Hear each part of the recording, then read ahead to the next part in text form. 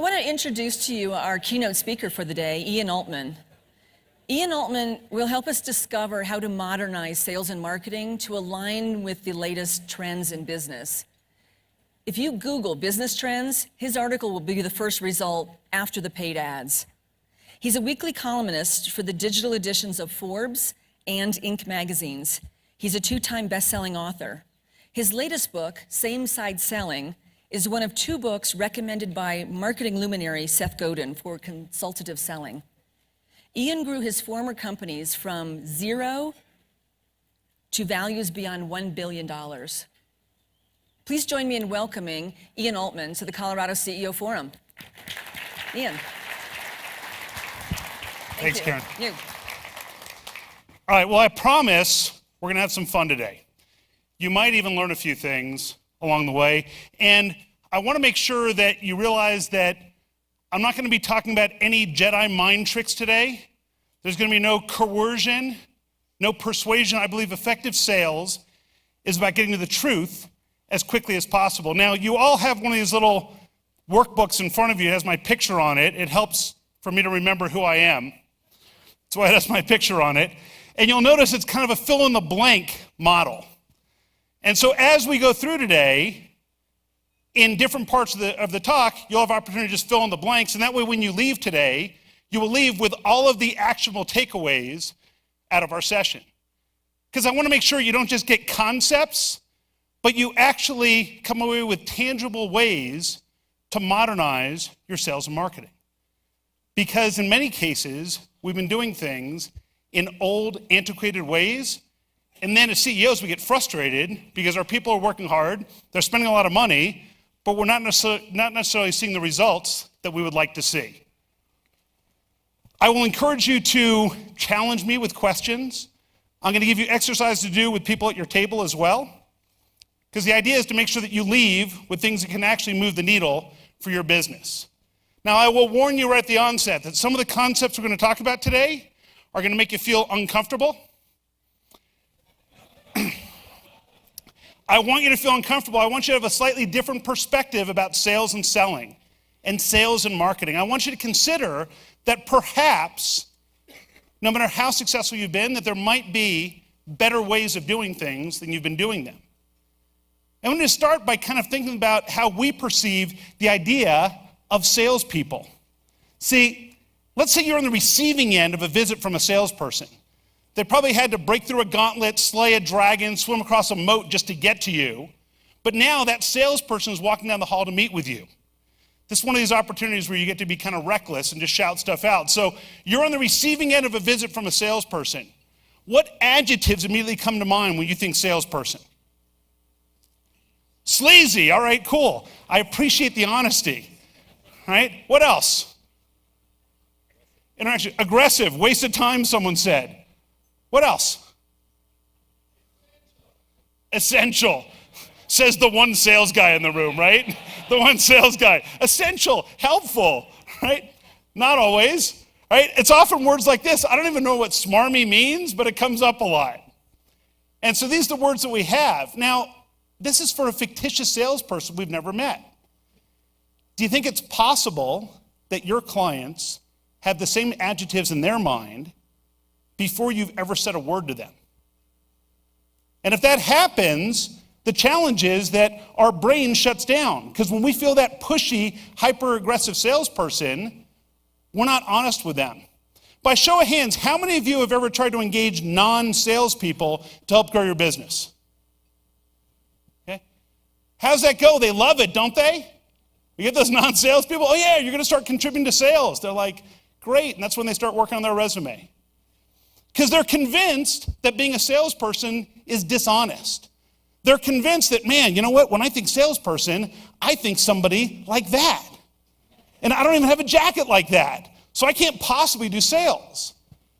But what we need to understand is kind of how our customers make decisions, and then we can align the way we speak to our clients and the way we work with our teams to actually be more effective and aligned with our customers make decisions. Rest assured, when you go out to meet with a potential client, there's only one of two ways that you can be seen in their eyes. It's either, well, Max is here to sell us something, We all want to sign up for a meeting like that, right? Or it's, hey, we've got this important issue we're facing in terms of regulations. We've asked Bill to come out to see whether or not they can help. And which situation you want to be in, the first one or the second one? Right? Always the second one. And I'm going to show you how we can do that in a way that's totally integrity-based. Let's say your client has done their research. They use the all-powerful Google. They've done some searches, and now they're convinced that they know what they need. Which is more common? That what they actually end up needing is not exactly what they thought they needed, or is it more common that they got it right? So not exactly or got it right? Not exactly. So pretty much uniform, we agree that when our clients have self-diagnosed, usually what they actually need is not what they thought they needed. Now, being honest people, we don't want to sell them what they don't need. So what do we do? What do we do in that situation? Try and sell them what they do need, because we're honest, good people. How many of you have ever been in a store, let's say like a Best Buy or something, and you go in to buy something, and they try and sell you something else? What do you think is going on? The great upsell, right? So we need to learn how to disarm that interaction early in the process so they're actually receptive to what we have to say. Because otherwise, if we don't do that, then we run the risk of them just thinking we're upselling them instead of us really trying to help them, which is what we're trying to do. You may not realize it, but you've been enrolled in Google University. We all have been. And at Google University, we've been trained on how to search for things.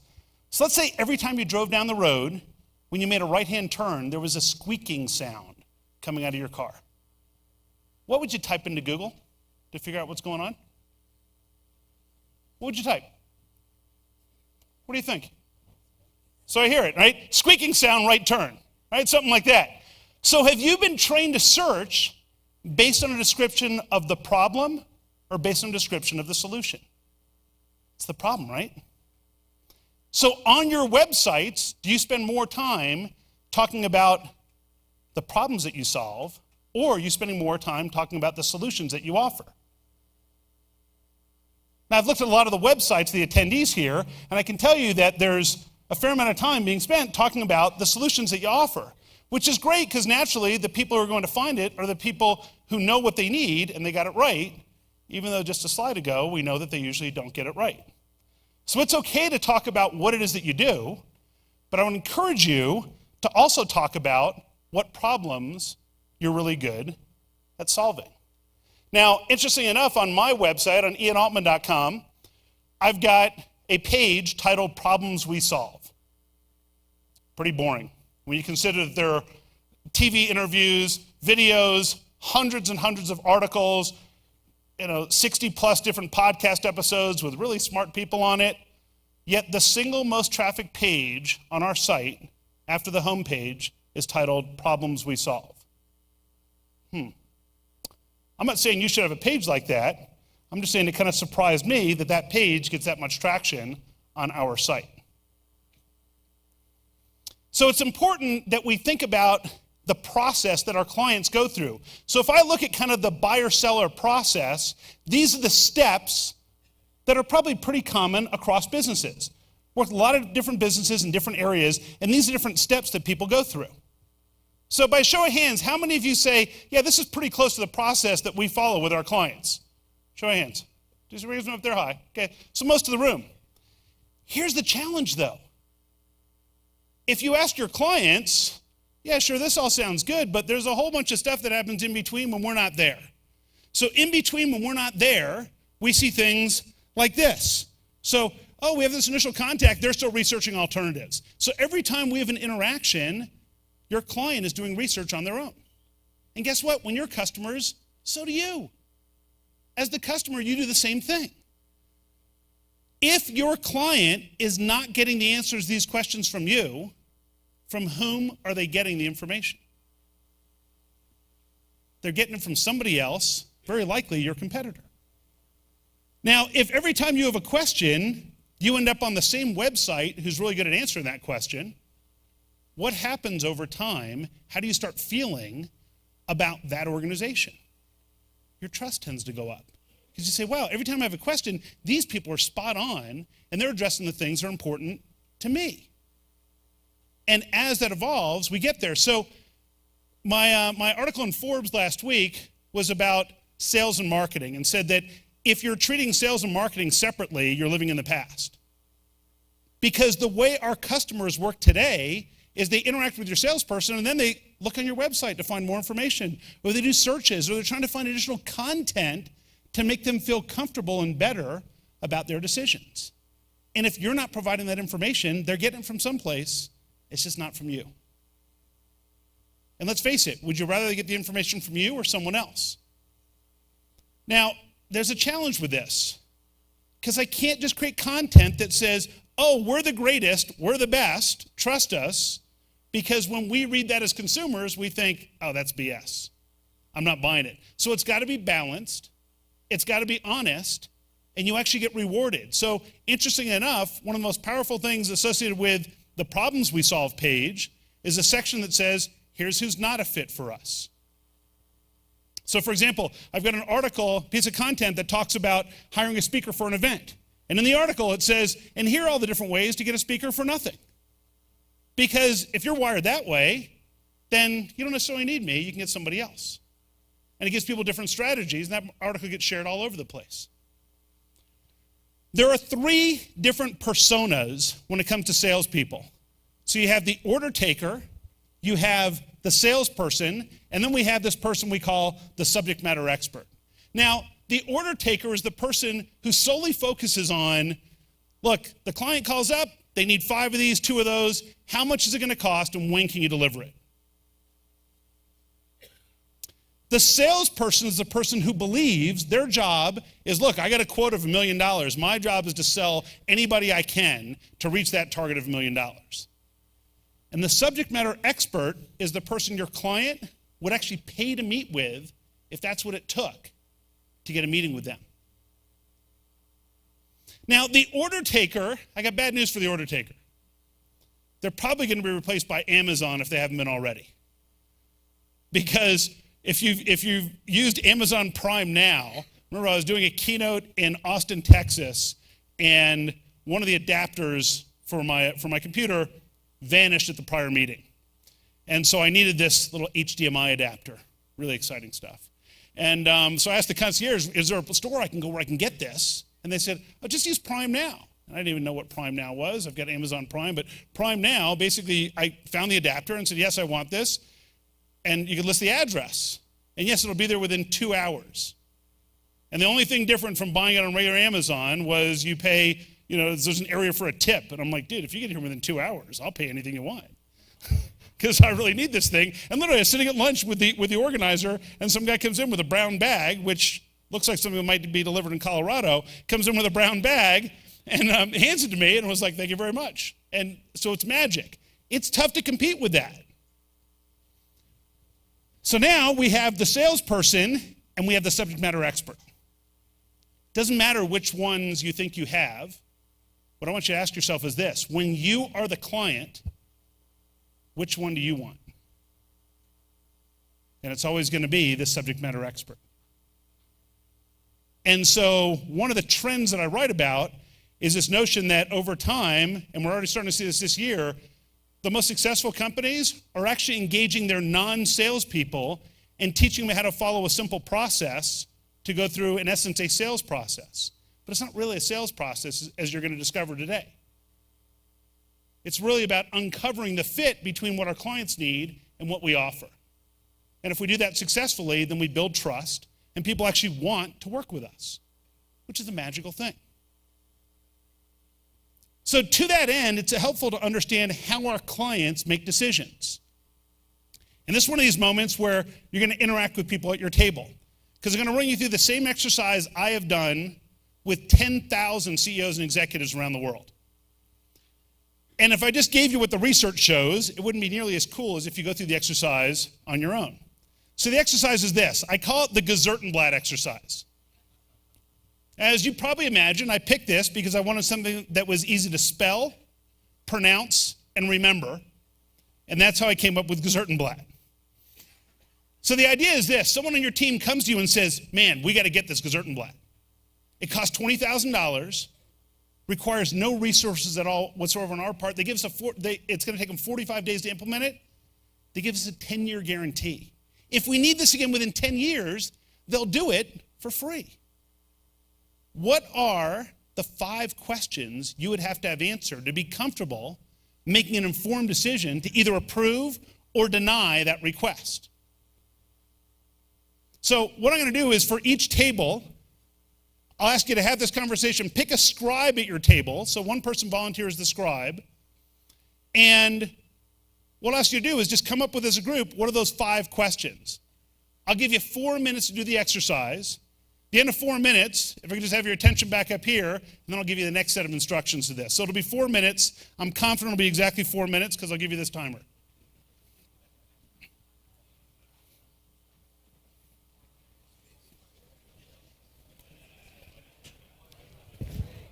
Can we get the shot clock? So, right now.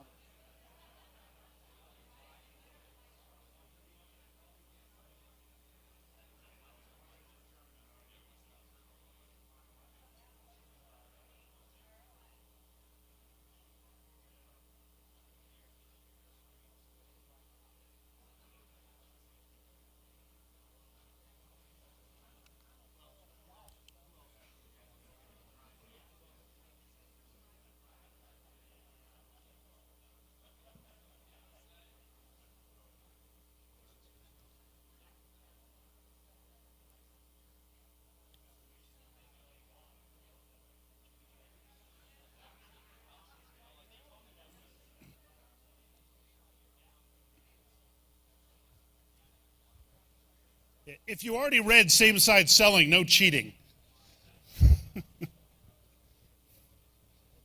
Chris?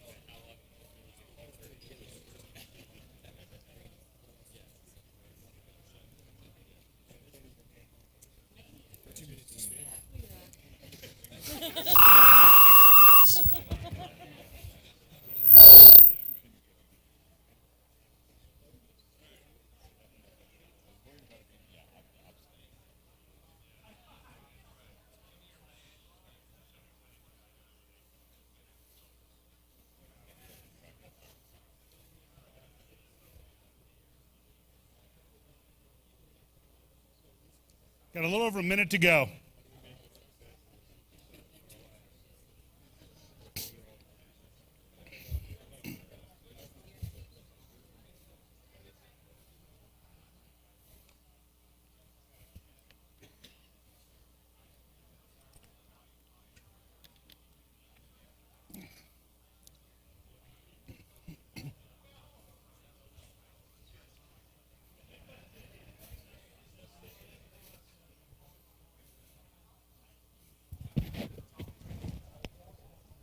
You got it there? Cool.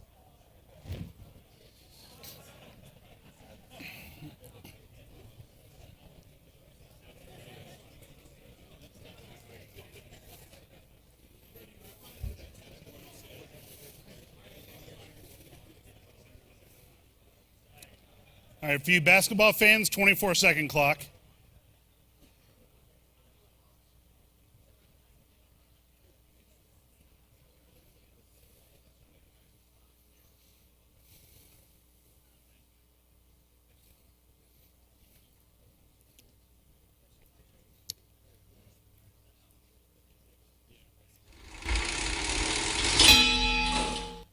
All right, cool.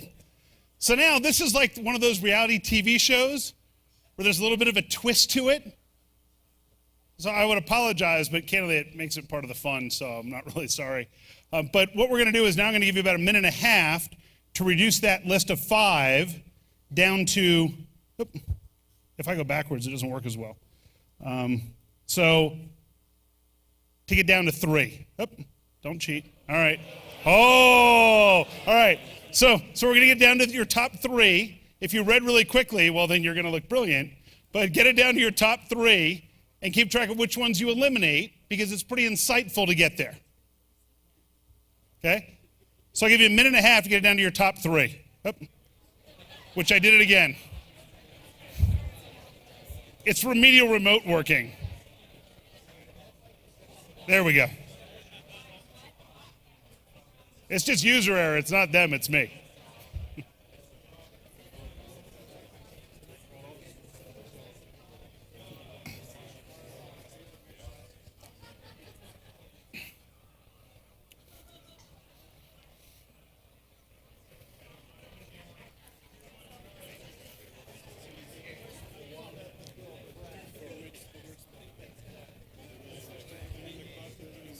Yeah, no compound question stuff.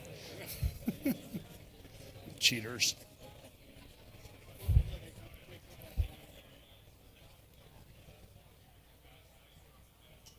Cool.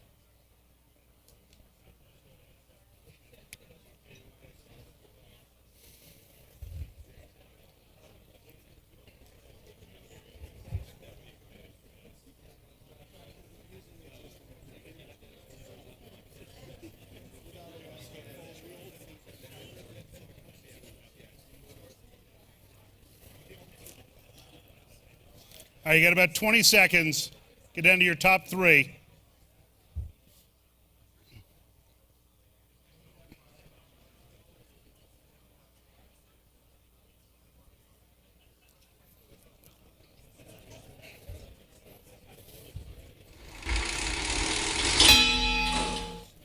Okay. So now, obviously, given our time, I'm not going to go to every single table. But what I want is a sampling from different people as one thing that's on your list of the top 3 questions you'd have to have answered. And then as you volunteer with different ones, just try and come up with one that's not one that you already heard. Then as we get a critical mass, I'll share with you what the research shows, which I already showed you briefly a second ago, just through user error. You would think I do this enough that I understand the remote principle. Apparently not so much. So now you got to question everything else I say today.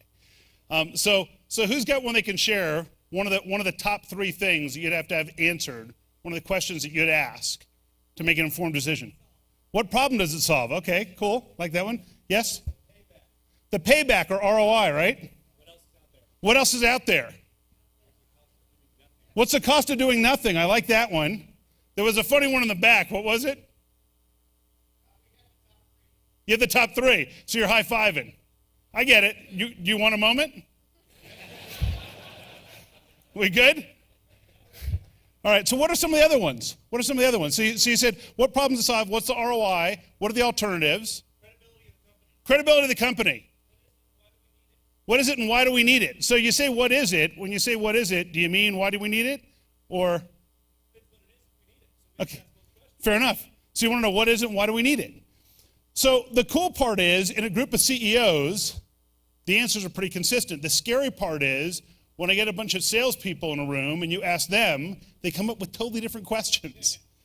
And so what's the problem with that is that they're feeding information to their buyers that their buyers don't care about, which doesn't actually help the sales process. It makes it longer. So I'll share with you what these are and then give you a little bit of insight into it. So the first one is kind of a combination question, which is, what problem do you solve or why do I need it? And you can use the fill in the blank thing here for this. So what problems to solve or why do I need it?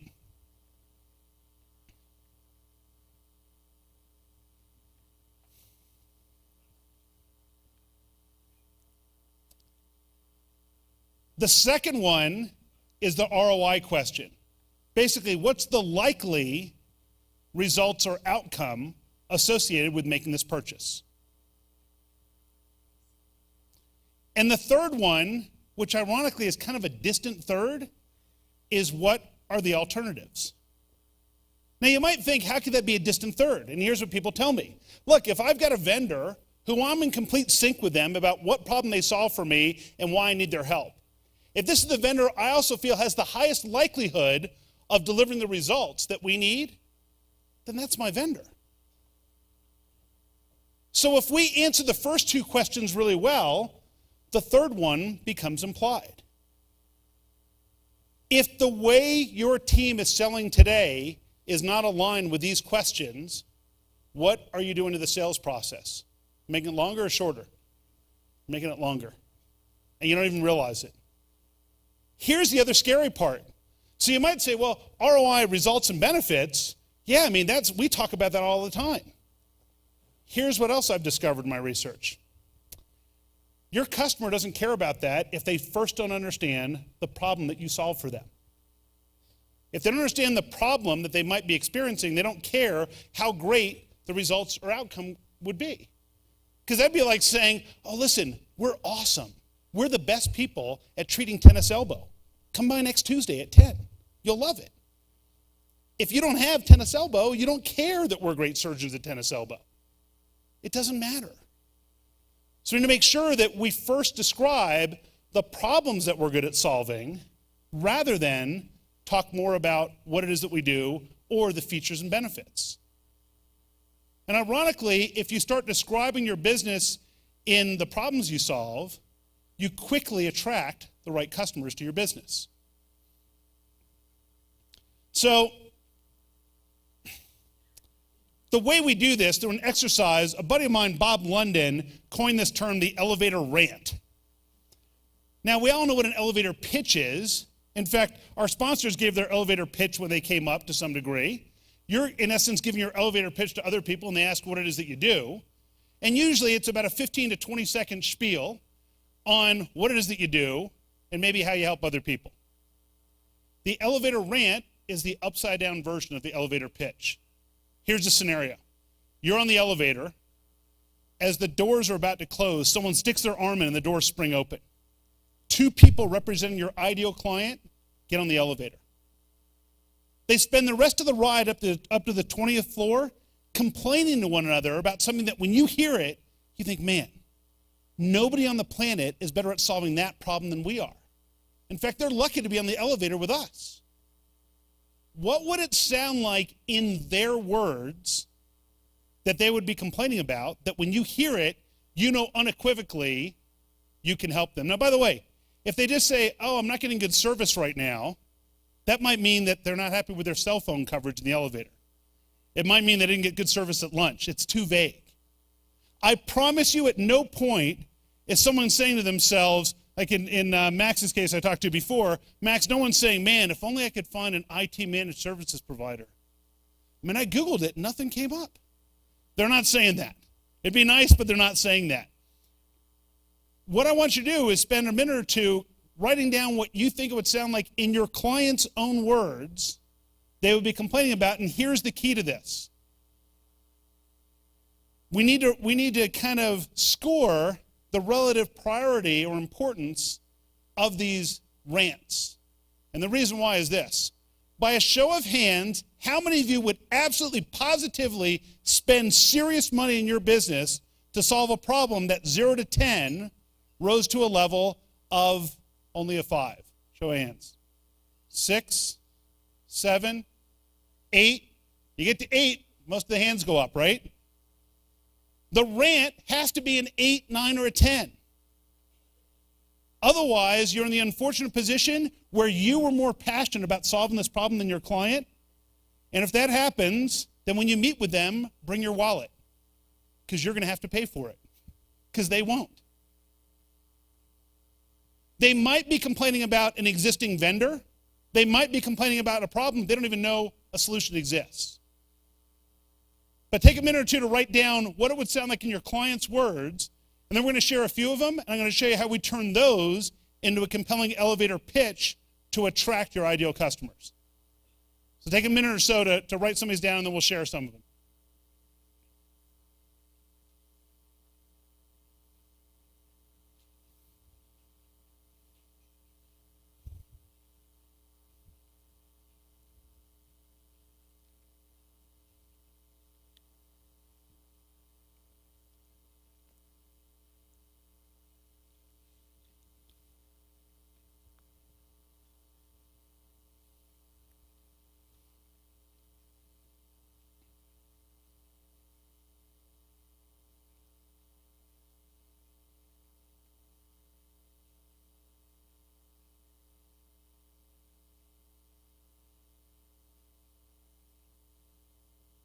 And this is where if we have our mic runners, it'll be pretty helpful in a minute or so here.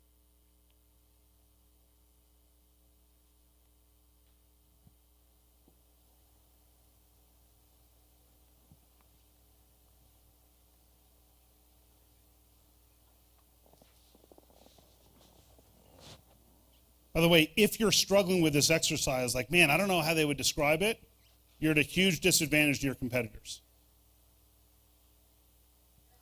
Because once you tap into this, you'll be amazing the change that you'll see with your potential clients and how they respond to you. I'll show you exactly what I mean.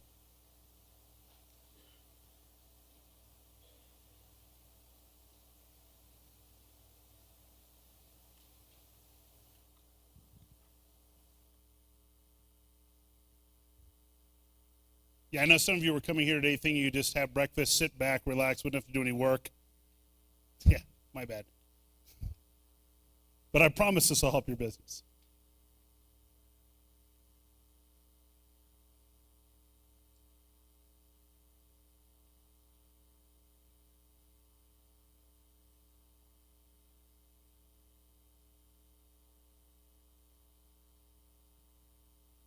All right, so let's share a few of these. I know we've got people with microphones standing and smiling, so they're delightful people. So it's in your best interest to participate here. And Max, can we grab yours also? Yeah? Max, thanks for volunteering first. So Max is over here at table 2. So Max, what's your, and for starters, what I'd like to do, Max, is since I met Max briefly, Max, we haven't rehearsed this or anything, right? Not at all. Okay. And there's nothing up my sleeve, right? I have a watch, but that's outside of the watch. Yeah. I don't see anything from here. It's an arm. Okay, all right, good. So when I met you, I asked, well, what do you do? And describe your business. IT managed services. IT managed services. By a show of hands, how many people in here know exactly who would be an ideal client for Max based on that? It's not looking good, Max. There's like 2 or 3 people, mostly your competitors.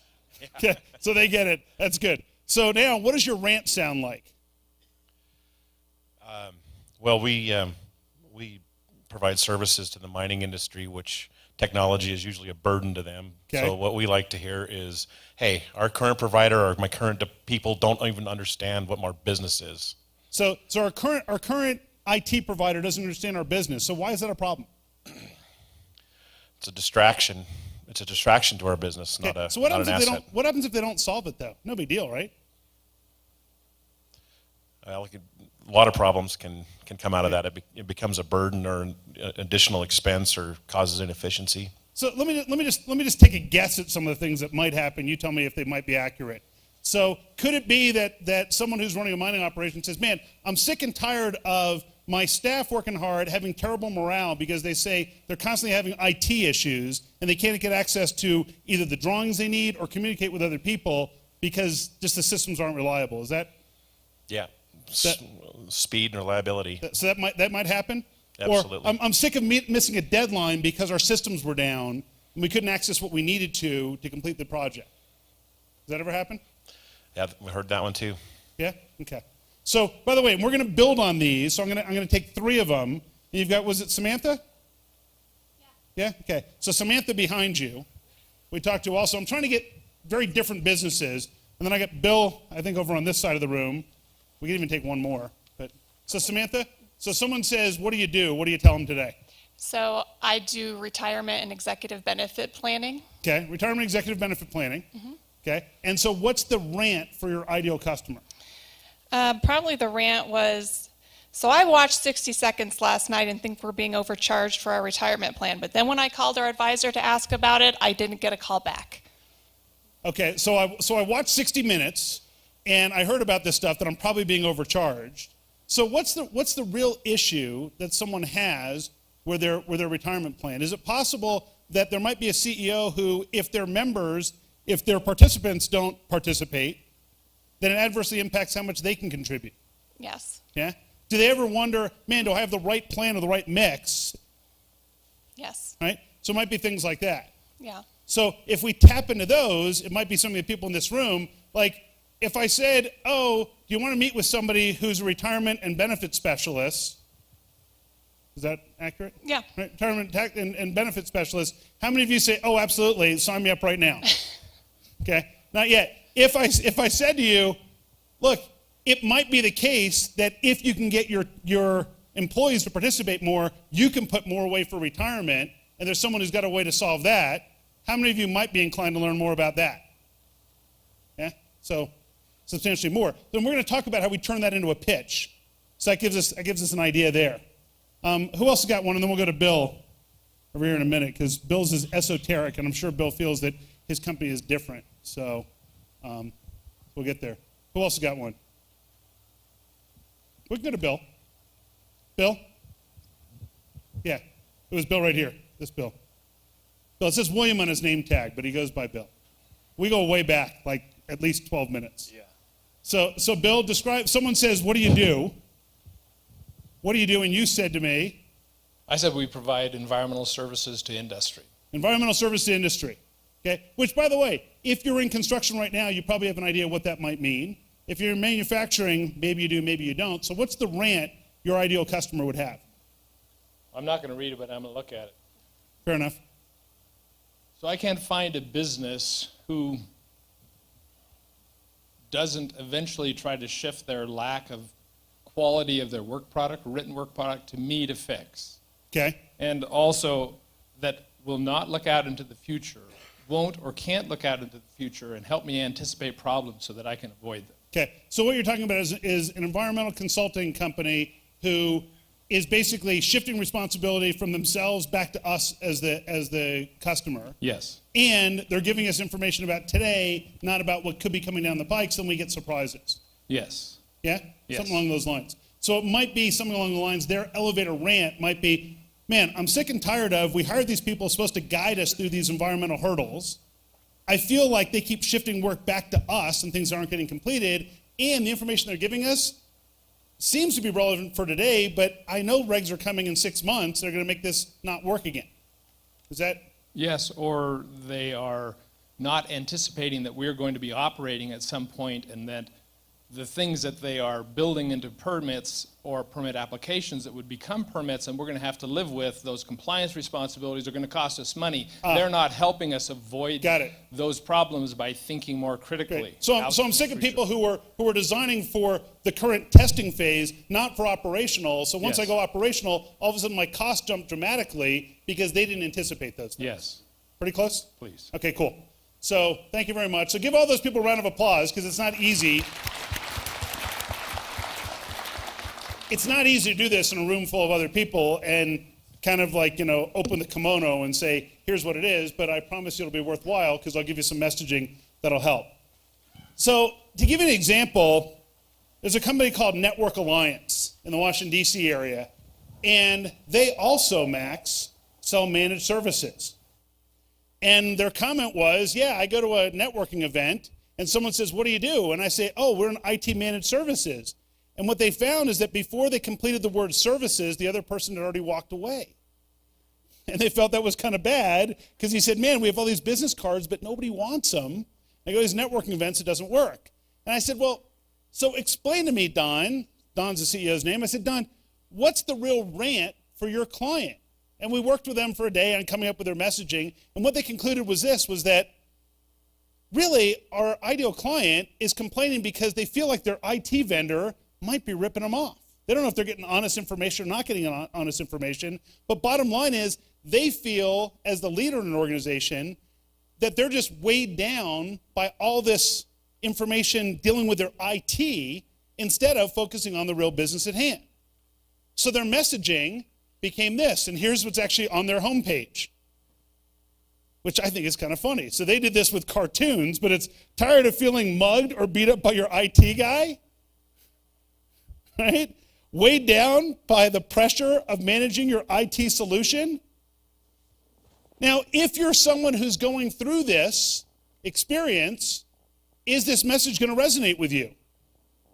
Yeah. You go, wow, these people get me. And you go to their webpage and you say, you know what? They understand what I'm going through. Now, if someone was going to switch from one provider to another, your big concern is going to be, look, if I switch to this other provider, it could be that they're really not as good as they say they are. It could be that their customers aren't as happy as they say they are. So if you go to their website, what it actually has is they have real-time their retention and customer satisfaction scores, and they actually have a scrolling list of every single piece of customer feedback that comes in for every support call that comes into their organization.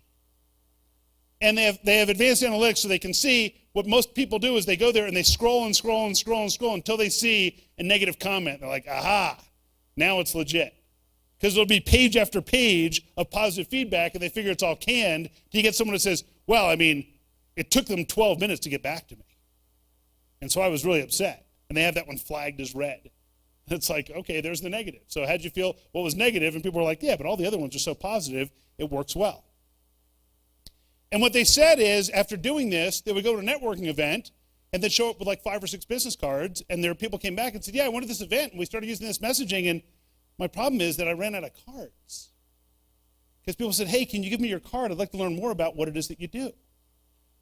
All by talking more about the problems they solve. So now when someone says, what do? They say, oh, well, typically people come to us because either they don't trust that their IT people are really doing the right job. They feel like every time something comes up, it's costing them more.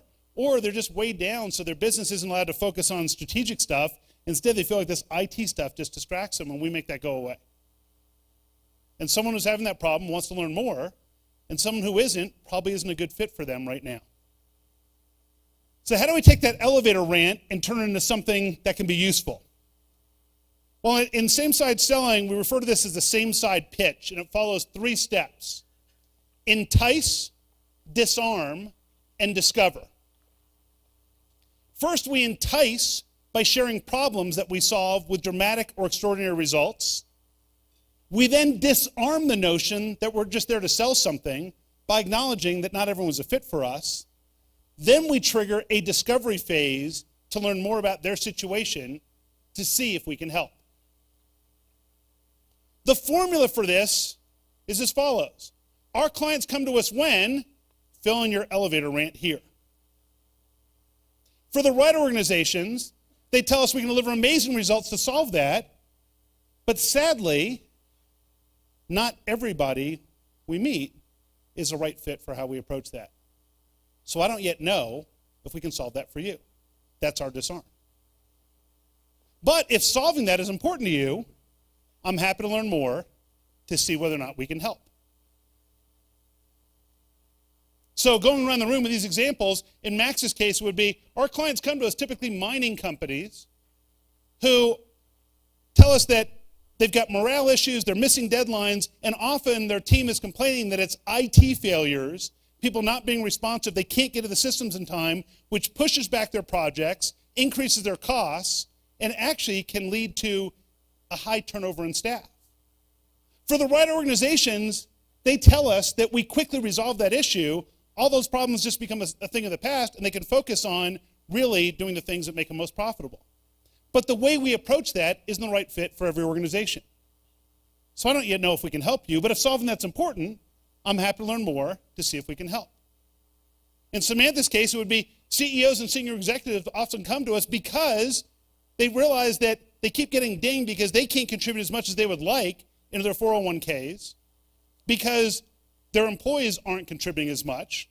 They're not as active because they don't understand the plan. They also worry at night, do I have the right plan structure? Are things set up properly? Am I wasting money I shouldn't be? They have a whole bunch of questions that really lead to a lot of concern. For the right organizations, they tell us that we streamline that whole process so that their employees are actively participating, which means they can contribute more themselves, and they don't have any concern about whether or not they're in the right stuff. But the way we approach that with our clients isn't the right fit for everyone. So I don't yet know if we can help, but I'm happy to learn more to see if we can. And then in Bill's situation, it would be this notion of, well, organizations come to us, typically they've got some sort of environmental issue either right in front of them or coming down the pike, and they're sick of in the past having an experience where their vendor either does 80% of the job and then kicks 20% of it back to their people, or they come up with strategies that are great in testing, but once they go to operation, because the way they agreed to the terms and compliance, it costs the organization an exorbitant amount of money going forward. For the right organizations, they tell us that they love the fact that our team takes 100% ownership of the process, and we're always thinking 2 and 3 steps ahead to avoid those types of surprises. But the way we approach that isn't the right fit for everyone. So I don't yet know if we can help, but if that's important to you, I'm happy to learn more to see if we can help. Now, if you were one of their target clients, which group would you hope you're in? The group they can help or the group they can't? Group they can help, right? So who's selling whom at that point? Now they're convincing you, they're going, Max, why wouldn't we be a good fit? Come on, babe. Can't you guys come out and fix this? And guess what? The person who isn't experiencing one of the 2 or 3 rants you would present probably isn't a good ideal client for you anyhow.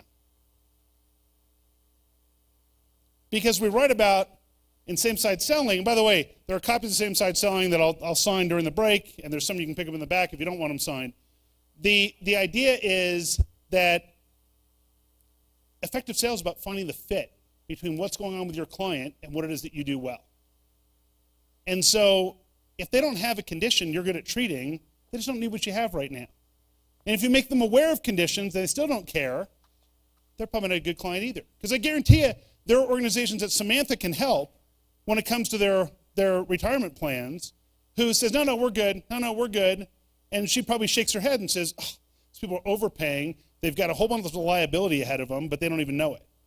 And at that point, that's when we create that content that helps to educate our potential clients to make them feel better about things. This same side pitch is something that I will encourage you to work on. In these elevator rants, most organizations will come up with 6 or 7 rants that apply to your customers and your businesses. They're going to tend to be pretty darn specific. And when you go to meet with a client, you don't rattle them all off. You pick the 2 or 3 based on your research that are most likely to resonate with them.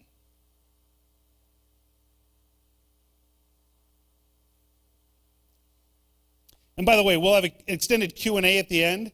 So if you have questions about this, which often there are, then have at it.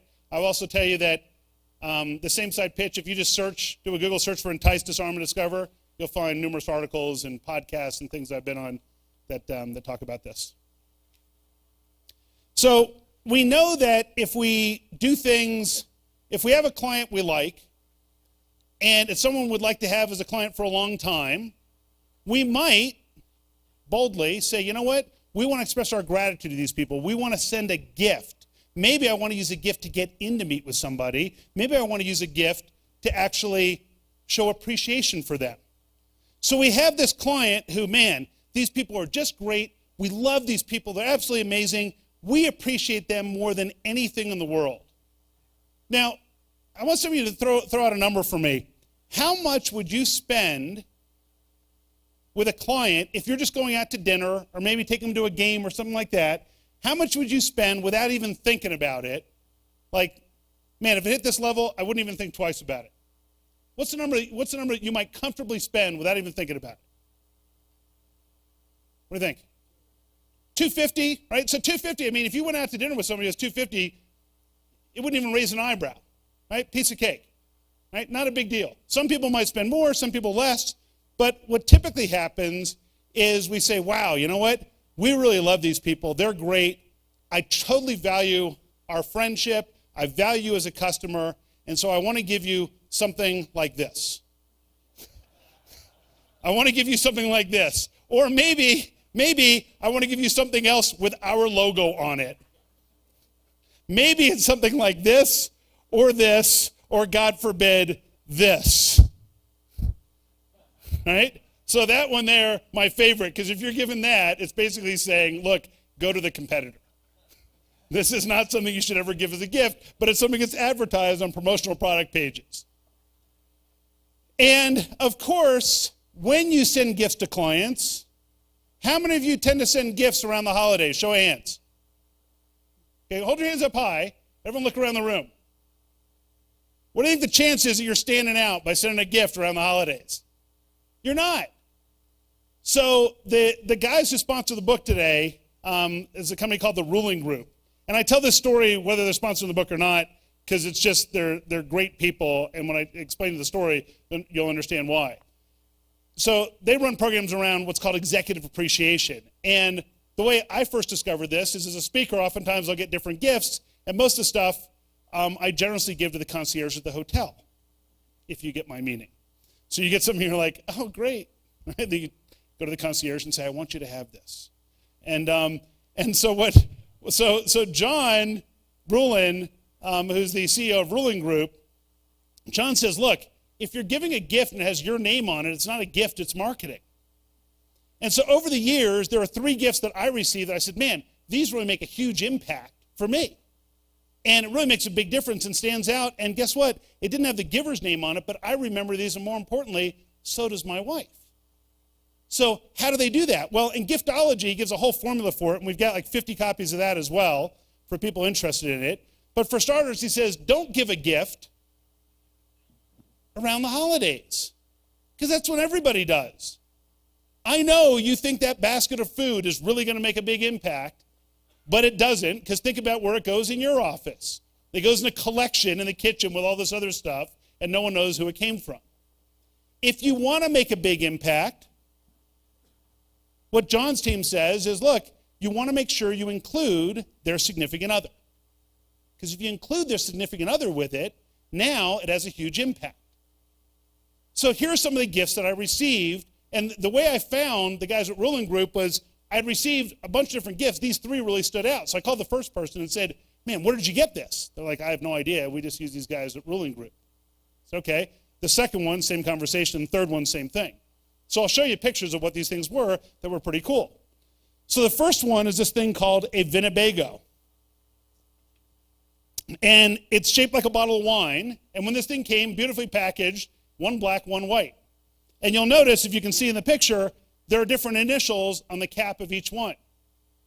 The one on the left has my initials. The one on the right has DA, which is my wife's initials. So I came home. She said, look at this gift that we got. And I picked up the white one, and she said, put that down. That's mine. And I said, okay. Secretly, I can switch the caps. And she doesn't know, but shh, keep that between us. So that was the first thing. And it's one of these things that, keeps products cold, hot, whatever, forever. So I've had like iced tea in this thing in my car. It's 120 degrees out. You come out, it's still ice cold. I don't know how they do it. It's that old thermos technology. There's an engineer here who can explain it. I don't get it, but it's pretty cool. By the way, the lid, which is stainless steel, rather hot though. I learned that once. So the second thing that I got was this. So it was these knives that were engraved with our names, not theirs. Now here's the funny part. My wife knows who these came from, and my wife will often ask, hey, you haven't talked to him in a while. What's going on with them? Right? So she's working on their behalf to make sure I'm doing business with this vendor.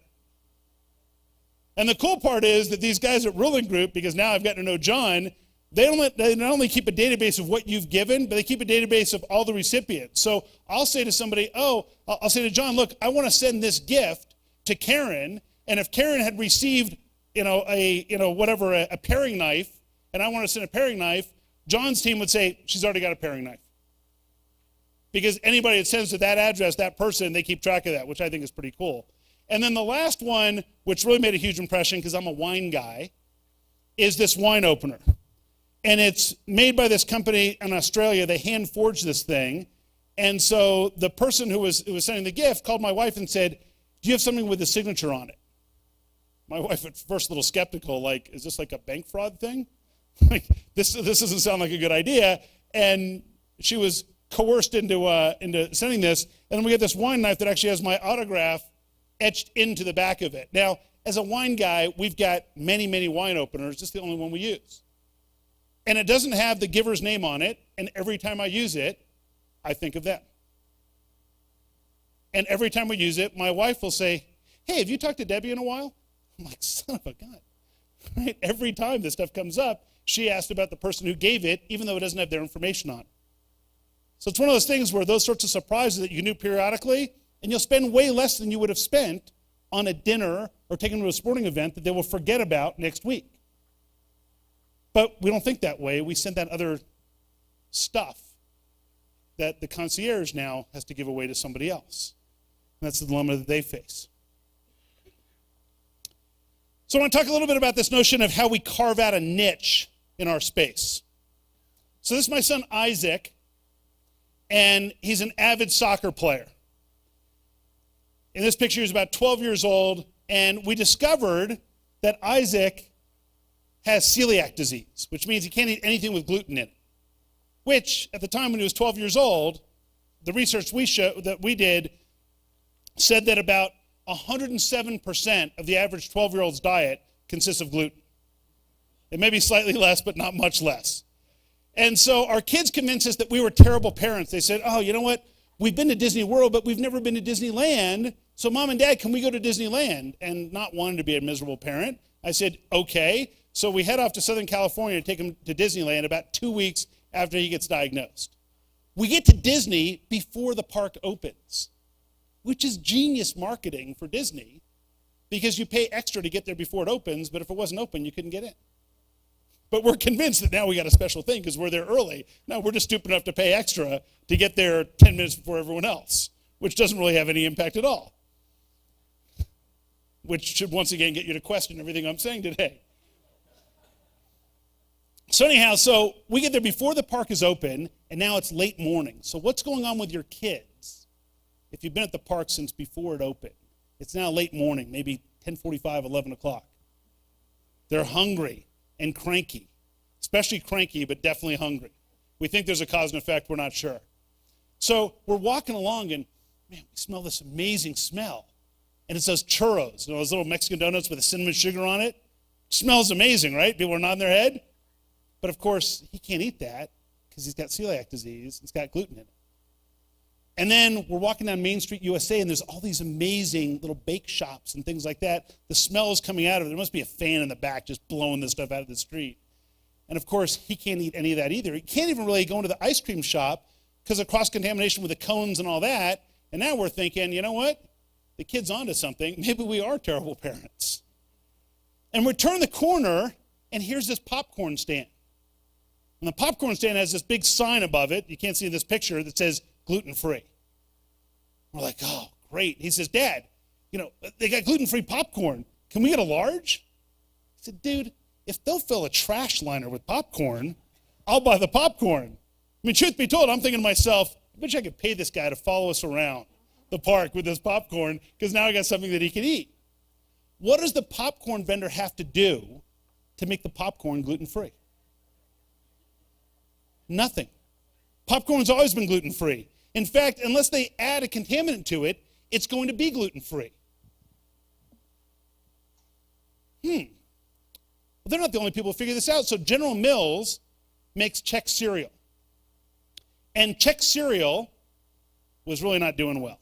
It turns out, with the exception of the state of Georgia, where people eat Chex Mix, nobody else was really eating Chex cereal. And so a number of years ago, they said, man, we got to come up with a better strategy for this. And someone said, with the exception of the wheat Chex, it's all made with rice. So you know what? We can make gluten-free Chex cereal. So what did General Mills have to do to make the Chex cereal gluten-free? Had to change the label, had to change the box, right? My favorite thing, I don't know if you can see it in the picture, my favorite thing is this little sign on it that says, same great taste. Like somehow they changed the label that was going to affect the flavor profile. It led to double-digit year-over-year growth, which is kind of unheard of in an established cereal brand. Became their fastest-growing cereal brand ever, just by identifying that market. So when we were on vacation that time in Southern California, this chart represents kind of our immediate and extended family. Isaac is a little orange wedge there. So he's the only one that needed to eat gluten-free. What percentage of the time when we went out for dinner or lunch or anything did we require that the restaurant had a gluten-free menu? 100% of the time. 4% was the percent of restaurants that year that had a dedicated gluten-free menu, and 60% was the year-over-year growth of gluten-free takeout food. So notice, the market was growing at 60%, 4% of the industry was responding to it, which is kind of bizarre. Now, my point is not about celiac disease. It's not about gluten-free, but instead what I want you to consider is this. In your industry, what's your gluten-free?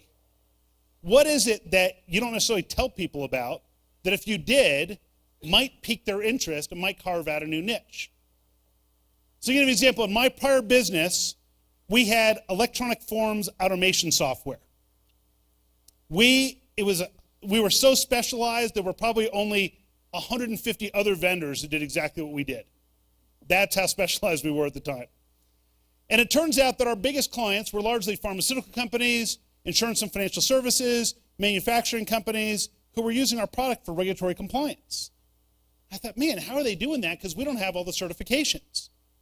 So we contacted some of them. We said, well, so what gives? I mean, how do you guys get the certification? They said, oh, because you don't do it, it's a pain in the neck. We have to go through all this documentation and everything. It's really a mess. I said, okay. So I went to my CTO, Mike. I said, Mike, listen, what would it take for us to get these certifications? He says, I'll look into it. A week later, Mike comes back. He says, look, it's not going to take much at all. I don't even think it's worth doing. Because our competitor is just going to do the same exact thing right away. I don't think it's worth doing. I said, you know what? Let's do it anyhow. So what he explained to me was the most complex one was going to require 2-person weeks of effort to get the certification, and the simpler ones took less than a half a day each. So we came out with these certifications, and our customers responded accordingly and said, wow, this is great. And all of a sudden we woke up and said, you know what? I guess we have a regulatory compliance platform now. And so instead of selling electronic forms, we were now selling regulatory compliance. Where do you think we had less competition? Electronic forms or regulatory compliance? Where do we have less competition? Regulatory compliance, right? Where did our clients have less pricing pressure? Regulatory compliance. Where were they making faster decisions? Regulatory compliance. So the cool part was this. We were such nice people that if you licensed this for regulatory compliance and you wanted to use it for electronic forms, we would let you pay an additional fee so you could do that. Because we were just that kind and generous. And all of a sudden, we became kind of the industry leader in this area. And here's the coolest part. 18 months later, we could point to over $1 million a year in licensing that came from our direct competitors who would say, oh, these guys have this need for regulatory compliance. We don't do it, so we just referred them to you. The beauty is that in most cases, it was stuff that took us less than a day to do. Just other people were too lazy to do it. So what I encourage you to think about, and by the way, you're not going to come up with it today, but sit with your team and think about that niche. There was somebody who I had spoken to a Vistage group at one point, and there was someone that was in the food dye business. And she said, yeah, we realized that all of our ingredients would qualify as being kosher, but we weren't kosher certified. So we looked at what it would take. It wasn't going to be a big deal. And then they started creating kosher food dyes. And then I got a note a few months later that said, oh yeah, we're anticipating we're going to more than double our business.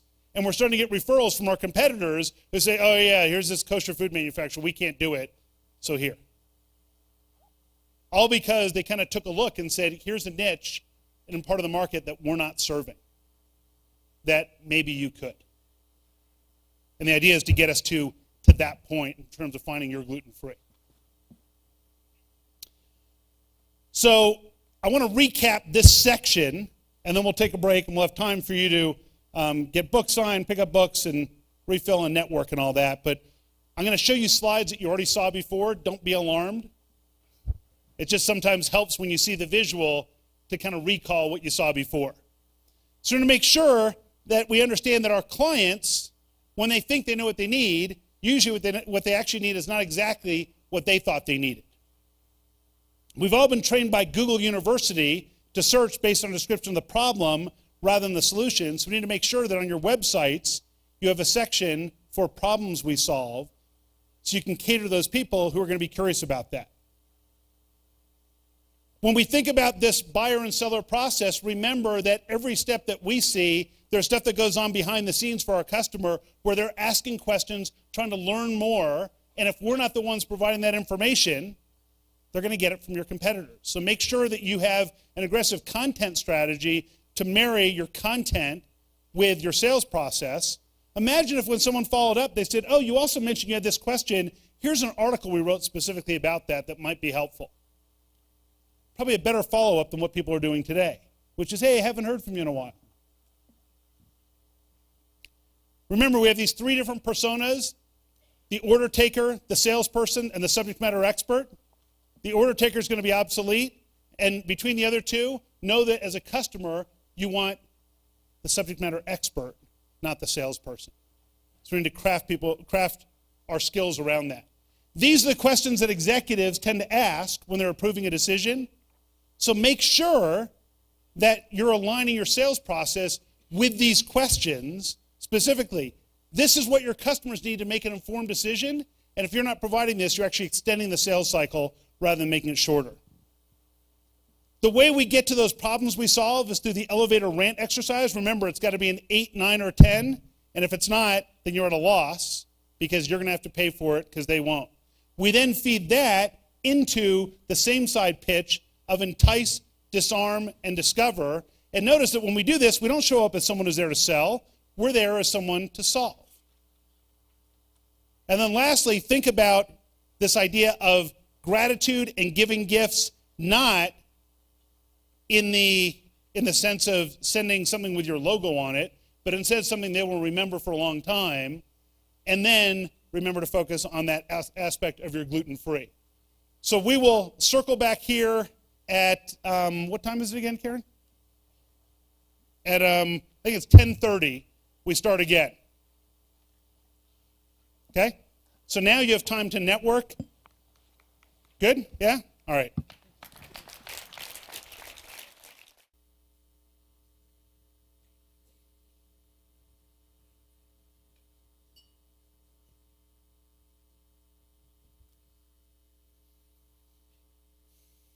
All right, so I mentioned this notion before of content and helping to educate our customers. Because one of the things that Samantha mentioned when we were talking earlier is that oftentimes her clients don't realize they need this. And I want to make sure you realize that the concepts we're talking about are not theoretical, but they're actually making an impact on businesses just like yours. And so this one example I want to share with you is this group at BrightClaim. So BrightClaim, their issue was that they said, well, sometimes we have clients who don't necessarily understand where they need our help, because what BrightClaim does is they actually help insurance companies and businesses with any type of claims processing. So if it's somebody who, let's say, if it's an insurance carrier, all of a sudden there's a major disaster, how do they handle all the claims? Or it's a manufacturer who's got a defective product, how do they manage those claims? This is what these guys do. And what they found was that for single dwellings, people got it, but apartment buildings, the carriers didn't necessarily understand why they needed help managing those claims. And so what these guys did is they actually produced video content that helped educate their customers. Now, I'm showing you one example. They've got a ton of these all throughout their site, some in private places that only their customers see, others more publicly visible, but it looks like this. Wind damage may cause issues for homes with shingled roofs and glass windows. From that perspective, it might seem like homeowners have the most to lose. However, high winds can pose risks for apartment complexes as well, and renters will expect timely service if they're insured. Sometimes this damage won't impact an apartment itself. The Dallas-Fort Worth NBC affiliate recently reported on a carport outside of a building. So most of you probably aren't insurance carriers, so you don't need to listen to the whole thing. But it's this whole series of videos they have to help educate their customers. And through this and some of the other principles we're talking about has driven pretty dramatic growth for them. So Howard Rogers, their CEO, and Howard in October 2014 said, if we keep up this rate, we'll more than double the business in less than 2 years. And here we are 2 years later, and they've actually tripled their revenue from 2014 to 2016. Now, Howard gives us way more credit than we deserve because I've seen a lot of businesses we can give all these ideas to and they don't apply them. They're actually pretty vigilant about what they apply, but this is not a business that grew from like $1 million to $3 million, or even from 10. They started in the tens of millions of dollars. So this is a business that grew pretty substantially. My guess is by next year they'll cross into $100 million. So using these principles in a pretty straightforward way. Now the funny part is if you ask Howard, he'll say, yeah, we're not doing it well. We're not doing it as well as we need to. So don't let perfect get in the way. If you're just doing it better than your competitors, that's going to help in a big way. Who in here is regularly selling against multiple competitors?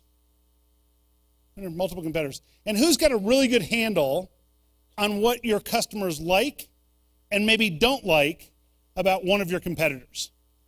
Who's got a really good handle on what they like and don't like? You got a pretty good handle on it? Yeah? Okay.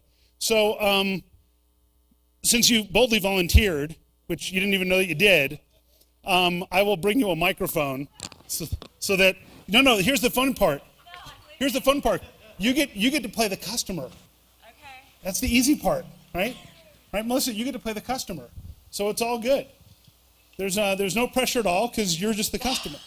So is it more common? Tell us about your business quickly. Background investigations. Background investigations. Okay. So now everyone in here is like, shh. Background investigations. I'm a licensed private investigator. Yeah? Licensed private investigator. Are you really? Yeah. Are you sure you want me still?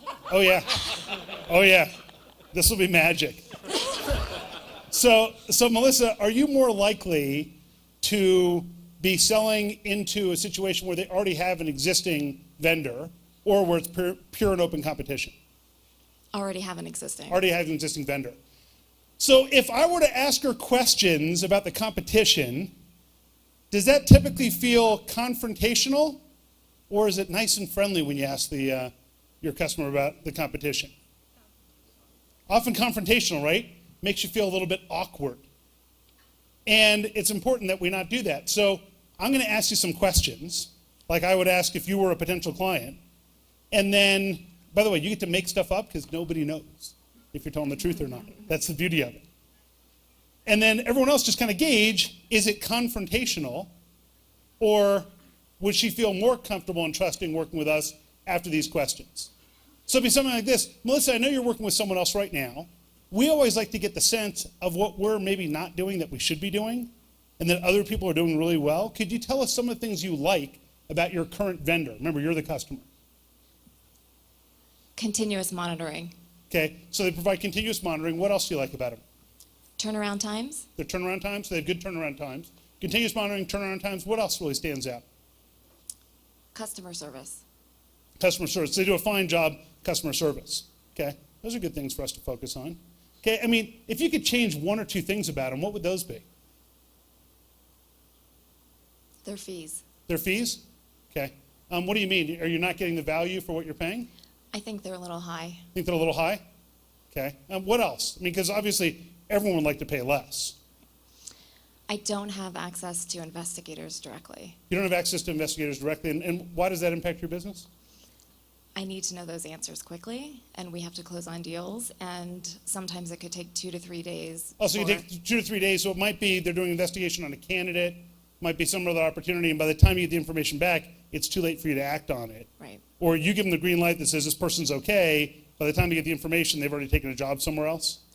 Or we're trying to close on a merger. You're trying to close on a merger, and you're trying to make sure that those people are savory, Yep. or not unsavory people. Right. Got it, okay. Is the potential of working with an organization who can give you that direct access so you can get faster response times and more confidence worth the conversation about how we might be able to help? I don't know. I really like my vendor. You really like your vendor? Okay. So even if we did amazing stuff, there's no reason you guys would ever switch. So that issue really isn't a big deal, right? And now she's got to squirm a little bit. Because of course, all we did was this, is we asked her, what do you like? And then if you could change one or two things, what would those be? So did it feel adversarial? No. And the reason why is we disarmed early in the process. So the first thing I did was I said, look, we like to get the sense maybe where we're dropping the ball, where we're not so good, that other people are doing well. Can you tell me some of the things you like about your other vendor? And then I get to ask her, if you could change one or two things, what would those be? If I asked her, what don't you like, she would get defensive, because who picked that vendor? She did. I don't even have to ask who the other vendor is, because it doesn't matter. All I care about is what they like about them, and if you could change one or two things, what are those? Now, on the pricing side, what I may have said is, look, just so you know, we're never the least expensive. So we can get you that higher response time. We can get you better direct access, but it's not going to be less expensive. Does that mean there's no way we could work together? And now she has to do some soul searching and decide as a customer whether or not she wants to pay more or not pay more. Okay? So give Melissa a round of applause because we put her on the spot. Melissa, you can keep the microphone and take it home. The AV people won't even know. So they'll turn it off. You don't have to worry about it. You just sit there and it's all good. But it's important that what often happens is people say, well, I can't actually ask questions about the competition because it's going to feel uncomfortable. Now, the thing I didn't tell you before about same-side selling is that I co-wrote it with a guy named Jack Quarles. Now, based on his last name alone, Quarles, you probably have a sense that Jack is a guy who spent years in purchasing and procurement. And you're right. So I co-wrote a book on selling with a guy in purchasing and procurement. And what we talk about is the adversarial traps that pit buyer and seller against one another and how we get them on the same side of the table, metaphorically putting a puzzle together. And so that's in essence what we did here was, if she had said everything's great, there's nothing I would change, then it's just not a good fit for us. That's okay. So oftentimes our salespeople feel this sense of rejection that, oh, I met with these people, they didn't want to buy from me, so I'm a failure. No, guess what? You discovered someone who's not a good fit. You just saved yourself a whole bunch of time and saved your company money. Congratulations. Now go find someone who is a good fit. That's perfectly okay. And oftentimes as CEOs, we just tell our people, no, keep going out there and banging on that door, and now they become pariahs that no one wants to talk to. Make sure that we're sensitive to how that works.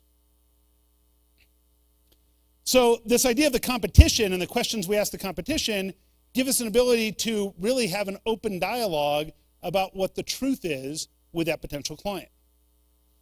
Now, how many of you have heard somebody in your company make the following phone call? Hey, just calling to check in. Want to see if you made a decision yet? Hey, just calling to check in. Want to see if you made a decision yet? Show of hands, be honest.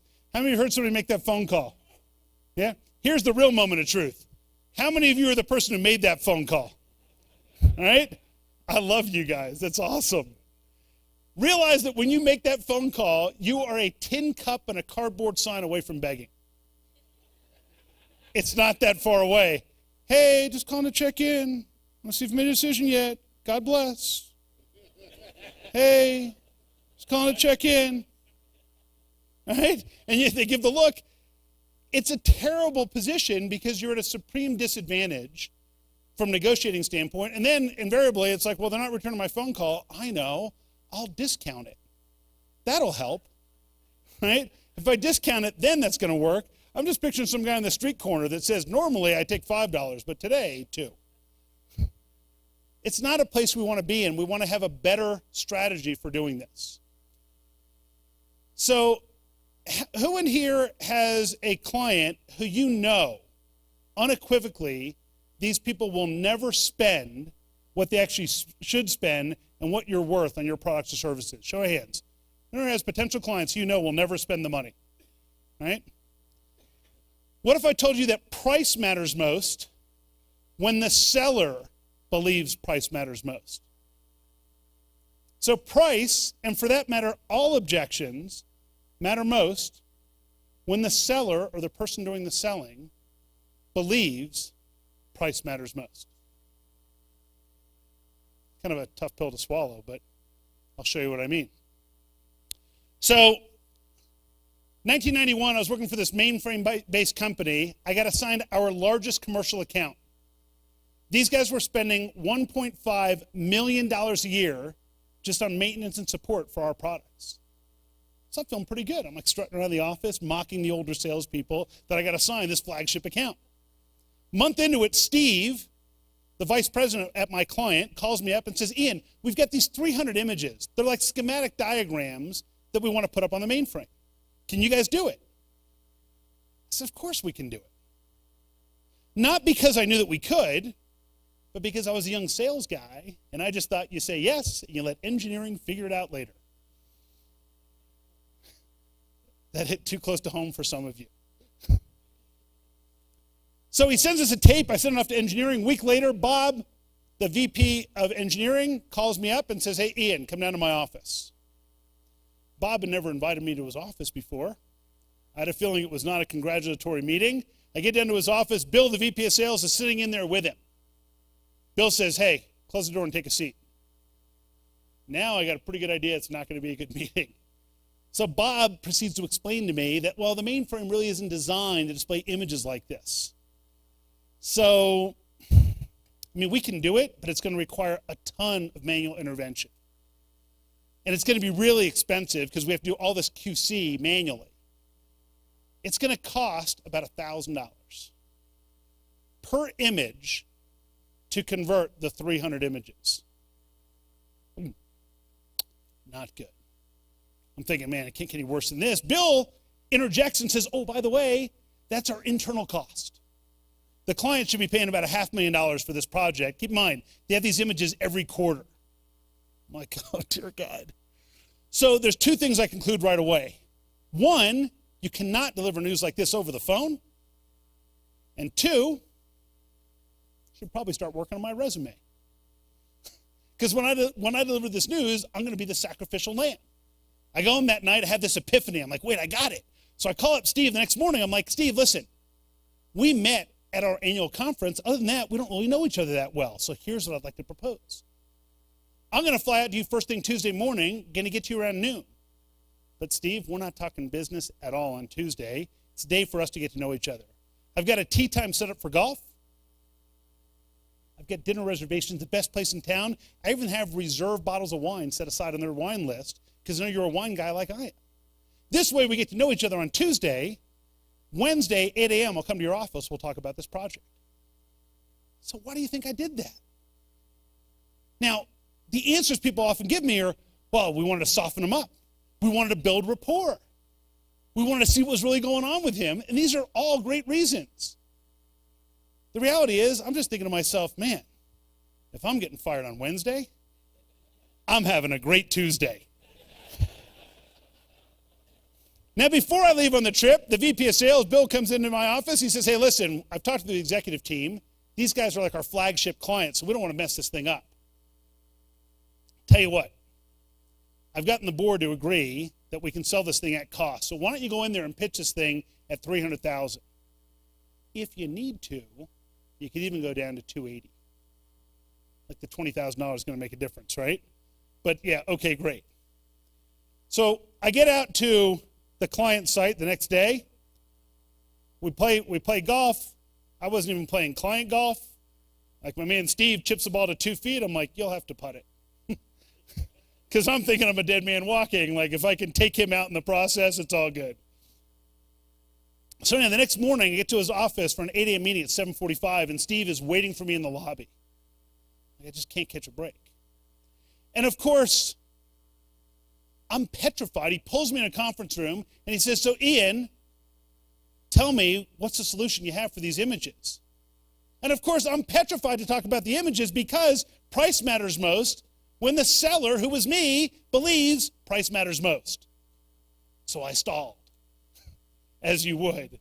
And so I said, so Steve, can you remind me, we talked about this issue of converting these images. Why is it again that you guys need to convert these images? Steve says, oh, you know what, Ian? I don't think we ever talked about it. Our distributors overseas carry our products as well as our competitors' products. They've all moved to a PC-based system. They send out like this CD-ROM thing to everybody. But since we're on the mainframe and we can't send the images, we got to print this stuff out. Our reps go out to each location, insert these pages into the notebook at each place. It takes us weeks to do that. We've calculated we're losing between $30 and $40 million a quarter because we can't get the images out there sooner. $300,000, big number, small number now. Small number because I went beyond the tip of the iceberg of issue, and now I've gotten to impact. Steve went on to say to me, look, Ian, I'd be candid, if I don't find a solution to this thing in a hurry, I'm going to be looking for a new job. So I knew at that moment it was really important for Steve that we solve this issue. I also discovered at that moment that my man Steve and I had more in common than I originally thought. So I looked at Steve. I said, Steve, I've got great news. We can solve this thing. It's only going to cost $500,000 a quarter. Steve says, wow, that's great. I knew we could count on you. I just kind of figured that we wouldn't be playing golf if you didn't have a good answer. Of course, Steve. Right? So Steve goes on to say, hey, do you have a contract with you? So Steve, it'd be awfully presumptuous for me to have brought a contract to our meeting. Yesterday, we hardly even knew each other. But I can fax you one tomorrow. Show of hands, how many of you think I did have a contract with me? I actually had 2 of them. What did they say? 300,000, 280. And I can't take out the one with the 300, cross out the 3, write a 5, and ask him to sign that. It doesn't work. So I leave his office. He's very interested in making sure that he gets this back. I meet with the VP of sales. He says, so how'd it go? I said, went great. They're moving forward. Bill says, really? Like he's blown away. I said, oh yeah. He says, wow, that's great. At the 300,000? No, Bill. Tell me you got him to agree to the 280. Bill, I didn't. I let Bill spend about 20 minutes berating me about pricing pressure, margins, public company reporting. I had this little smirk on my face. He goes, Altman, what are you smiling about? I said, Bill, you told me we should sell it for $500,000. That's what I sold it for.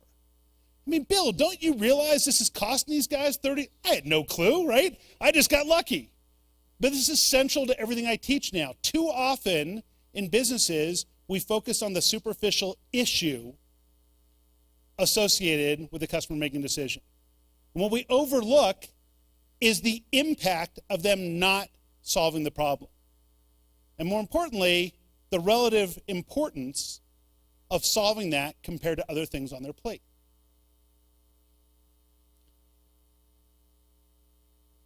I got a challenge for you. I want you to think about a deal where the client was a little less price sensitive than they typically are, where they made a decision faster than they typically do. And by a show of hands, how many of you can think of not just the issue, but what the underlying impact was to them that was their catalyst for making a faster decision? Show of hands. Hold them up high so you can see and look around the room. I see a lot of people, okay? So you can lower your hands. Now I want you to think about a deal that's been lingering for months. Maybe you've had it forecast for 6 months, 8 months, longer. And by a show of hands, I want you to answer the same question about impact in the customer's words. And look around the room. And nobody's hands are up. If you qualify based on issue, impact, and importance, you will have clarity into which deals are real and which ones aren't. I profile a company, Excella Consulting, and same-side selling, that more than doubled their growth rate. They've actually grown over the last few years from 80 people to, I think it's 230 or something like that right now. Their rule is this: if they can't measure issue, impact, and importance in the customer's words, you may have 0 resources in the company to pursue that opportunity. If you qualify based on issue, impact, importance, then you can have all the resources of the company to go pursue it. They more than double their growth rate, and they pursue 40% fewer opportunities in doing so. It's not about going after more, it's about not wasting time on the bad opportunities. That's what makes a huge difference. By the way, it takes a lot of discipline, it takes a lot of structure. In my prior businesses, we walked away from a lot of stuff that my board thought I was totally crazy to walk away from. Oh, but this could be huge. I'm like, yeah, but we're not the best choice for that. So all we're going to do is get them excited. They're going to buy from someone else, so we're not doing it. In the end, obviously, we built a company that achieved incredible value by focusing on the stuff we were best at. Something I would encourage you to do as well in your business. If we think of the buyer-seller journey as a race, the initial contact is the starting block. What do we call the finish line that we're trying to get to? What's the finish line? What's it? A closed deal. Closed deal. Some people might call it a sale, a contract, something like that. So when we think of the finish line, if we're thinking of it as the contract of the sale, it might look something like this that says, here's the seller process, right? We have initial contact, we look at their needs, do we have a good fit, we send them a proposal, boom, we get a contract. And everybody in the office is high five and it's great. Only there's a problem. What if you asked your customer what their finish line is? What would the client say is the finish line? Results, right? So someone said problem solved, results. So here's the thing, if I overlay this with the buyer and seller process, what I get is this. So now I get delivery and then results. So sometimes people will get excited about delivery. If you deliver something, but your client doesn't get the results they were looking for, are they happy? No. What if in your business, instead of asking questions like, who's the decision maker and how do we get this signed off? What if instead you ask questions like, so how would we know that we're successful together? 6 months after the fact, what will we see that would tell us this was successful? What would stand in the way of you not achieving these results, even if we delivered everything on our end? Well, you know, if we didn't support this, we didn't do this, we didn't do that, those are all things that would actually make it happen. Okay, and what I will tell you is that more often than not, your client's going to list things that have nothing to do with your business and everything to do with theirs. But now, do you sound and act more like someone on their side trying to figure out the solution, or do you sound like someone who's just trying to sell something? Now, I recently interviewed on my podcast a guy named Mark Bowden. Mark Bowden is arguably the world's authority on body language, which is kind of a bold statement, but he's the only guy I know who's written 3 best-selling books on body language. When world leaders need help on body language, they come to him, and the fact that the guy had like 27 interviews the day after the debate asking for his read on body language means that he's pretty much the guy. And so one of Mark's comments was this: look, we all pick up on different cues. So if we've got someone in front of us who's behaving like a stereotypical salesperson, do we open up or do we shut down? We tend to shut down, right? But what if that person acts a lot like we do and is curious and inquisitive and asking questions about how we're going to achieve results and what might go wrong? Then our trust meter goes up and we say, you know what, I can actually trust this person because they're a lot like me and they have the same concerns that we do. And here's the punchline.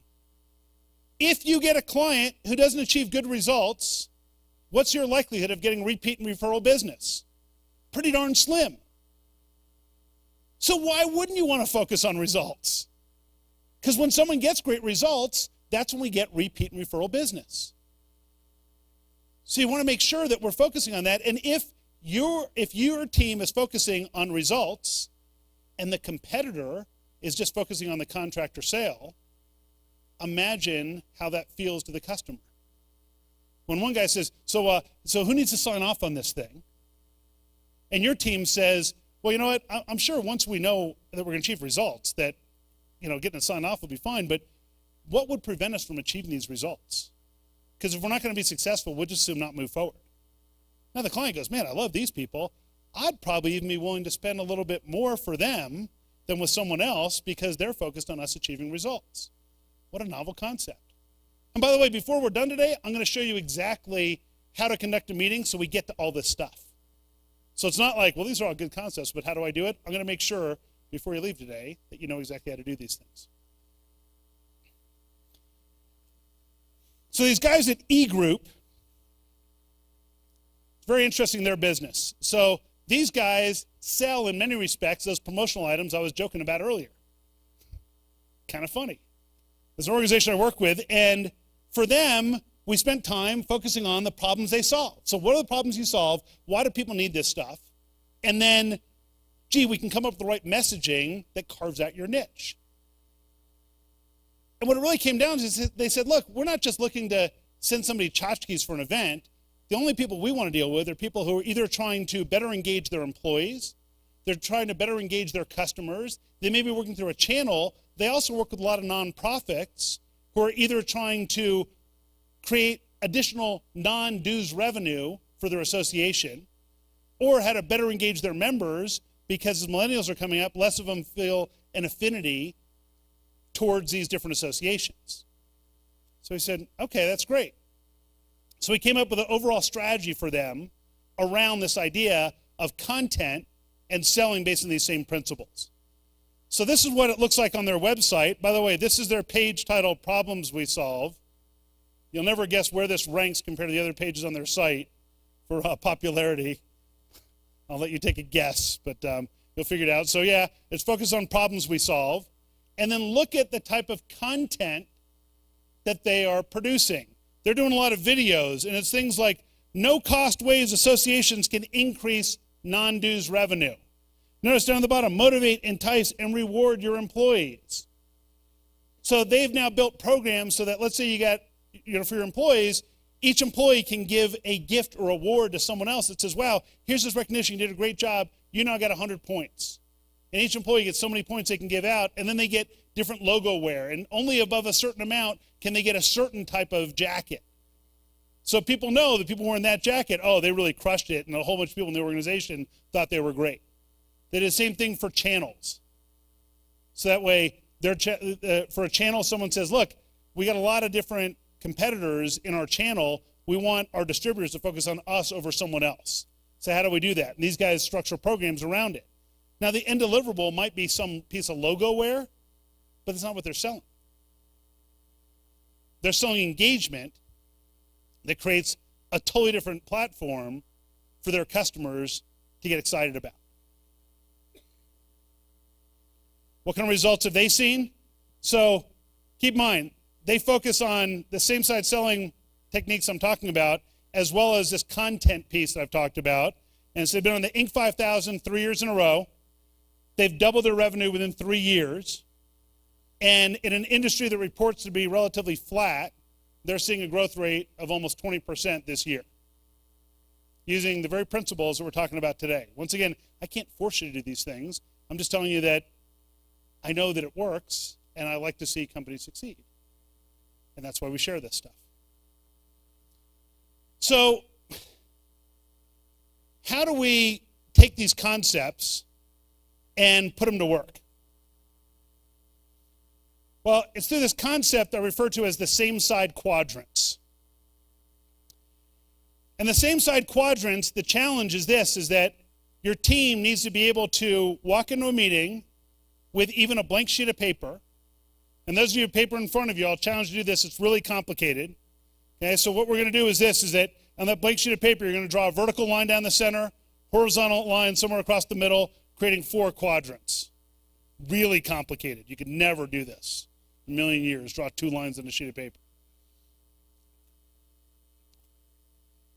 As you go through in a meeting with your client, what we do is this. I'm going to bring you back to this little instruction sheet. The idea of the instruction is this. So first, in the upper left, anything related to the superficial issue that the client has, we're going to capture our notes there. In the upper right corner, we're going to capture anything related to impact and importance. Meaning, quite simply, what happens if we don't solve this? In the lower left, we're going to write about the results. Meaning, just because you pay us and just because we expend effort doesn't mean that we're successful. So how would we know 6 months after this whether or not we're successful? What can we measure? I like to refer to it as the high five moment. Look, if I came to you to high five, woo, man, we killed it, this is awesome, and you don't think we got there yet, that would be kind of awkward. So I want to make sure I know what that high five moment looks like. And then how many of you have ever had a situation where you think you've got a deal nailed, your team is convinced this deal is going to be closed, and then someone's name comes up in the 11th hour you've never heard of who derails the deal? Show of hands. We've had that, okay? So what we teach our people to do is find out who's the decision maker, right? So that's what we teach them to ask. Who's the decision maker? Which is an awful question to ask. Because if you want to end up in an adversarial position, that's the question to ask. Because in essence, what you're asking them is this. It's like, so Dave, I realize it's not you. It couldn't possibly be you. So who is the decision maker? And then we're shocked that Dave and I are no longer buddies. I realize the organization wouldn't possibly give you that authority. So who should they give the authority to? I mean, it's a bad question to ask. So I'll give you insight in the questions we ask to uncover who needs to be involved so we don't get blindsided. So if we think about that scenario with Steve, in my client situation, in the upper left on issue, it would have been they have these 300 images they need to convert. Ho-hum. Under impact, what will we have written in there? $30 to $40 million a quarter in lost revenue. Okay, how about the relative importance? Well, Steve's going to lose his job if he doesn't find this, so it's pretty important to him. Great. What about results? Well, they want to regain some of the market share. They want to recapture at least 10 million of the 30 to 40 million they feel they're losing. They want to accelerate time to market and get there if they can, even ahead of the competition. Because I explained to Steve, look, we're not pressing CDs, so we can actually have this thing turn on even faster. They can press and distribute CDs. So they were excited about this. Now, when it gets to the others impacted, we know we can't ask questions like, who's the decision maker?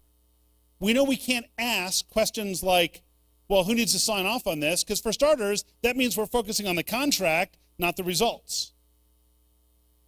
But it's important that we know who needs to be involved. So what if I ask questions like this? What if I ask questions like, so who else would have an opinion about how we measure the impact? Who else would disagree with us about how we've calculated impact? What about the results? Who's probably going to be most vocal about what's really meaningful on the results side? How would their opinion differ from yours? What's the best way for us to include them in a way that's comfortable for you? Can you see by asking questions like that, we actually have a chance of getting to the truth and not making it confrontational? And if we ask questions that way, it gives us great insight. Now, you might think, well, can't I just, why do I need these quadrants? Okay, can't I just freeform write it? And here's why we say to use the quadrants. How long would you need to look at this sheet of paper to know that you had not covered one of the quadrants? Right? A fraction of a second. You just glance at it and go, oh, I never covered impact. The other thing that people will say is this. People will say, well, but can I make some of the squares bigger? The answer is no. Because if you're meeting with a client and you find that you're filling up issue, but you haven't gotten to impact and you haven't gotten to results, you're probably wasting their time. Now, when our salespeople come back from a meeting and they say, wow, I had a great meeting, this was awesome, what are some of the explanations they give for a great meeting? How do they describe it? Give me some of the things you hear when they say I had a great meeting. They really liked me, okay? So they really liked me as one. They like our solution. They really like me. They like what we offer. Great. What else? Right, there's great potential, okay? Anyone ever get this one? Well, we were supposed to only meet for 20 minutes, and we were still talking after an hour. Show of hands. Anyone get that one? All right? Love that one. All right? And we've agreed to meet again. Anyone get that one? By the way, these are all great descriptions for a successful date. But they're not the descriptions of a great meeting. Because what we want is an approach that is totally aligned with how our customers make decisions. We want to know this was a worthwhile meeting where there's a potential fit and business could happen between us. So we need to get the information that's in these quadrants. Now, we talked before about the questions that executives ask when they're approving a decision. Remember what they were? So first it was, what problem do we solve, or why do they need it? Perfect. The second one was, what's the likely outcome or results? Those are the big ones. Here's the cool part about these quadrants. Issue really is just, what problems does this solve? The upper right of impact really directly corresponds to, why do we need it? Because that's the justification. The lower left results, guess what? That's the results side. What a shocker. And then the lower right is as much for us as it is for our client to make sure that the right people are involved who can move the needle and make this deal happen. Because if we don't have the right people involved, then we waste a lot of time. For us and for our client.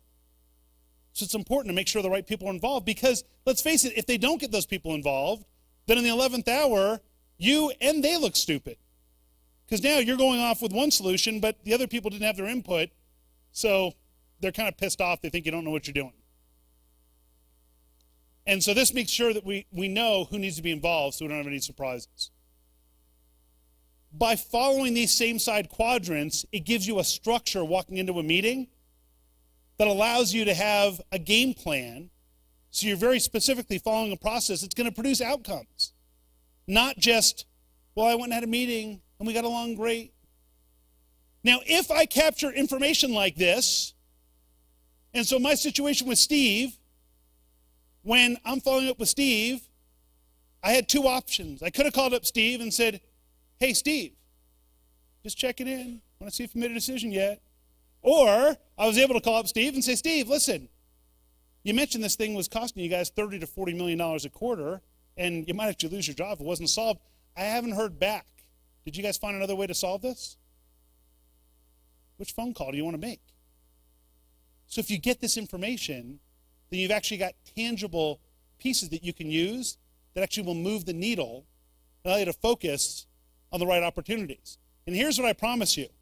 If you capture this information in detail, you will see that the ones that have all four quadrants very well developed, you close a ridiculously high percentage of those. Because when Steve was convincing me of that $30 to $40 million a quarter, who else was he convincing? Himself. And if we ask the right questions, then our clients are convinced that it's important enough to solve. And here's the beauty.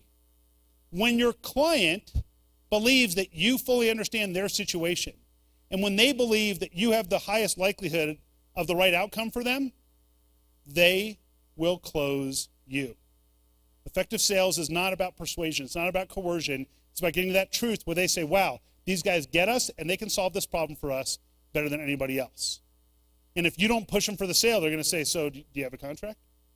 How soon can you guys start? What do we need to get going? Because at that point, they know that you're the right fit for them. And you can get them there. So let's recap this section. We'll bring Karen back up. I know Karen's got some things for you as well.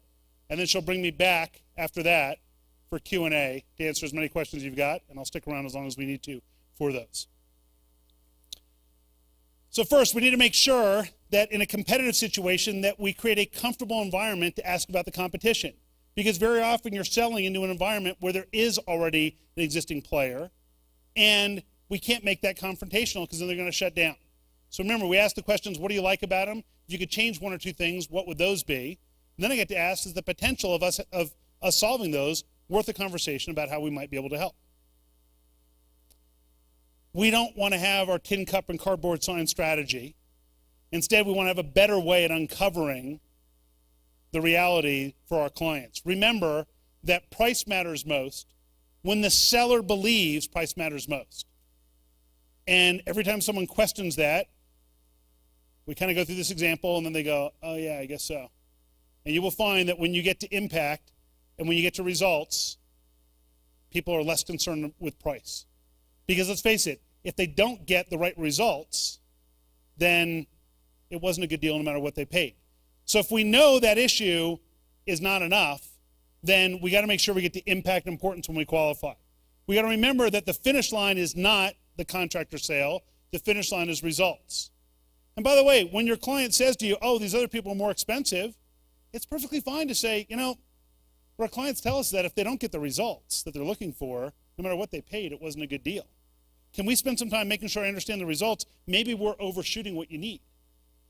And when you say to them, you know what, the only way I could deliver this is if I put into doubt these results, and I know that wouldn't be good for either one of us. And now I've got a way to actually have a conversation around price that isn't just price, it's about results or outcomes. And then we want to make sure that we leverage these same side quadrants in our meetings, because if we leverage these same side quadrants, this gives us a way to actually have an approach to selling that everybody can embrace, even your customer. Is there anything in these quadrants that you could not share with your client? In fact, in a deep dive program that I do, we actually talk about how you take this information and share it with your client in a structured way, because it becomes what I call a concise business case to help them justify the purchase that they're looking to make.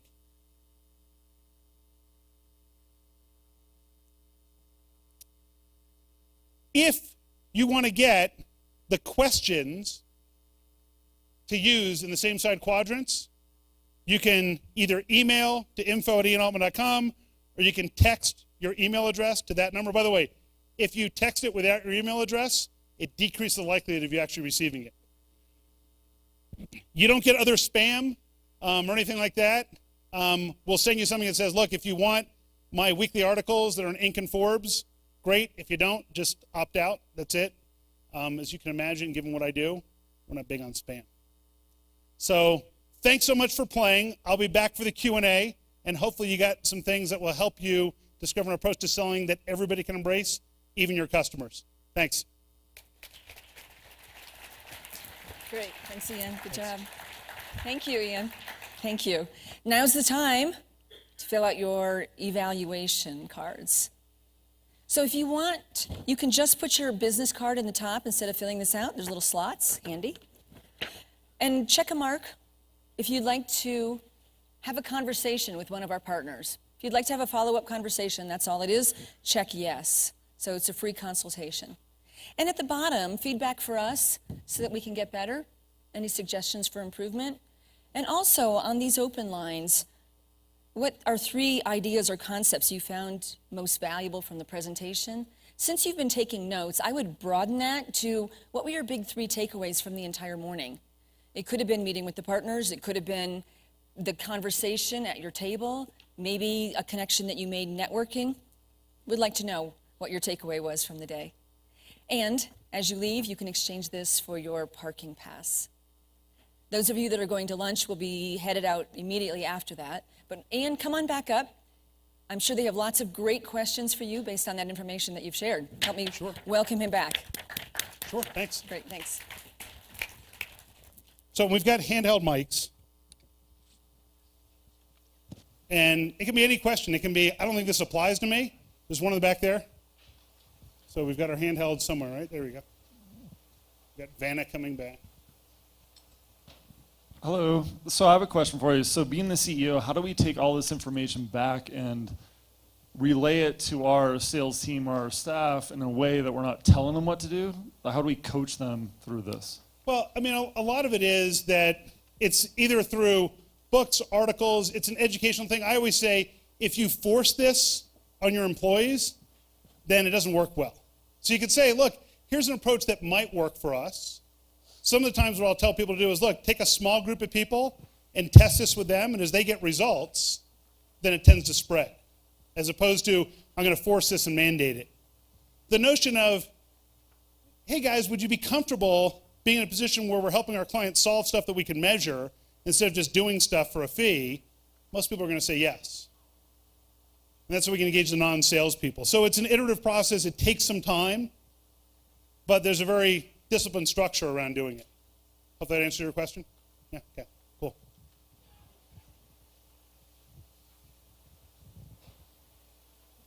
Everything else was so painfully obvious. There's no questions whatsoever.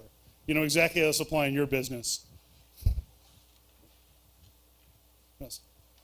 Over there.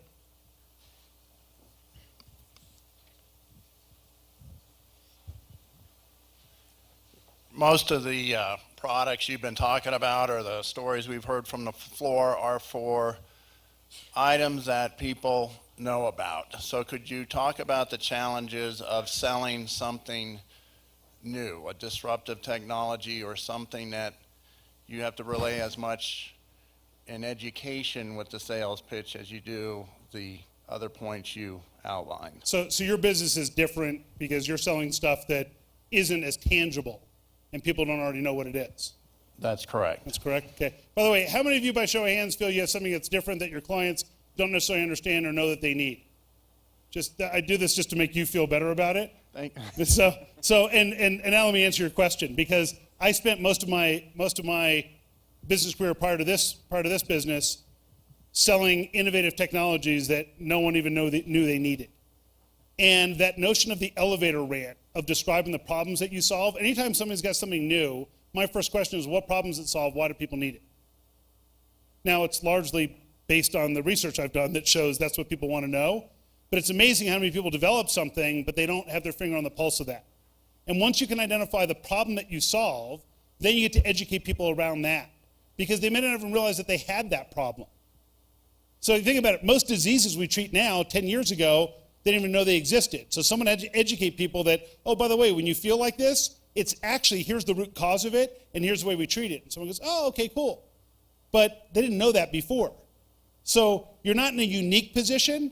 It's just, it's going to feel that way because, well, all these other people have tangible stuff. By the way, the people with tangible stuff say, oh, man, our stuff gets commoditized like crazy. I wish I had something that was unique that people didn't understand and I could set the market for it, right?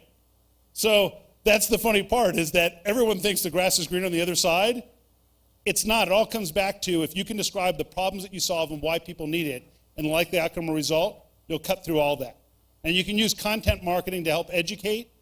The big caveat I'll give you there is that it's always got to be balanced. So here's how you'd know that you have this issue that we solve, and here's some of the stuff that might make you think you do, but you really don't. And then once you do that, people say, oh, they're being honest and transparent. I trust them, so now their information is more credible. Does that answer your question okay? Yeah, okay, cool. It's tough with the lighting to see, so.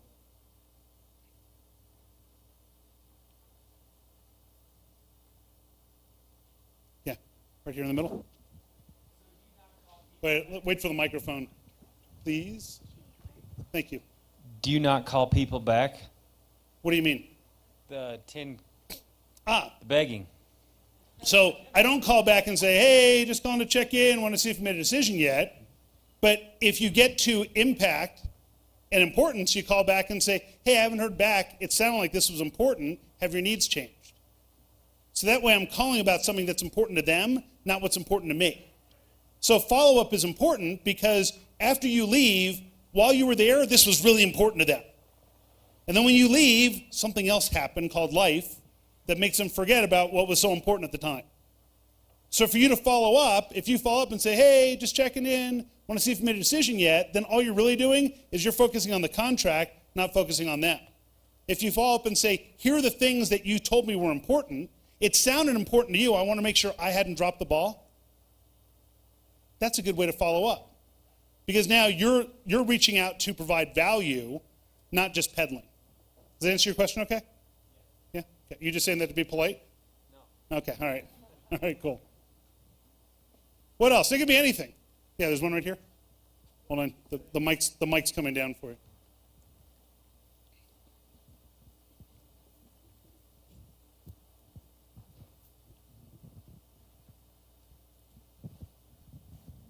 What would you say is the best approach for the initial contact, for the initial prospective call, or making that contact with a prospective client? So it's a loaded question. So I'm going to give you multiple answers. First is the inbound contact.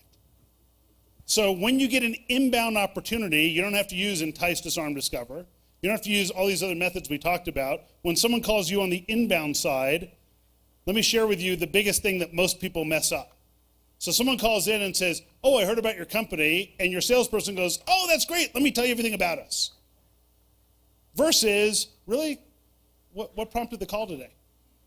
And let them tell you why they called. So on an inbound opportunity, it's that. On the outbound, what I would say is you want to make sure that you clearly understand your same side pitch, your entice, disarm, discover. And when you reach out to someone, it could be something as simple as, look, the only reasons why you'd be interested in talking to us is if you're facing this challenge, this one, or that one. And for the right organizations, they tell us we deliver amazing results here, but I don't even know if it's the right fit for you. If you're facing one of those, I'd love to talk to you. If not, I don't want to take up either one of our time. And if those messages are tight, you're going to capture someone's interest. If you get a gatekeeper, a lot of people think, well, my job is how do I get around the gatekeeper? So many of you as CEOs have an assistant. And if someone tries to do an end around your assistant, it probably pisses you off like it used to piss me off. But those assistants are usually wired to help people. and protect their executives' time. So if you call them up and say, I'm wondering if you could help me, here's the kind of stuff that we help people with, but I don't know if your boss needs this or not. And if not, I don't want to waste their time, but if they are facing one of these three areas, I'd be happy to spend 5 minutes to see if they're the type of organization we can help. Oftentimes they will, now you've co-opted them, and they're like, oh yeah, you should talk to this person. Now, by the way, if you bargain for 5 minutes, don't take 6, because they gave you 5. I will tell you that in my prior business, Zurich Insurance was a big client of ours. And the CEO of Middle Market was a guy named Don Herzler. And Don's executive assistant was a woman named Mary Fall. And I would say indirectly, I don't know how many millions of dollars, we did a ton of business because of the rapport we built with Mary, where we weren't going to waste people's time.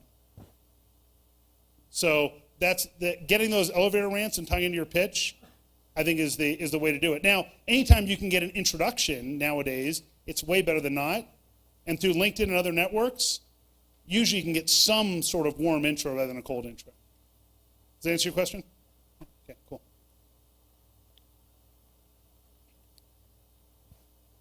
Yep, one in the back. There's one here, and then there'll be one at that table as well. No, you're good. That's good. Okay. You're good. I'm just saying next will be back there. Yeah. I'm a Vistage chair, and one of the common issues we're dealing with now is members not being able to find that true subject matter expert who is also a salesperson.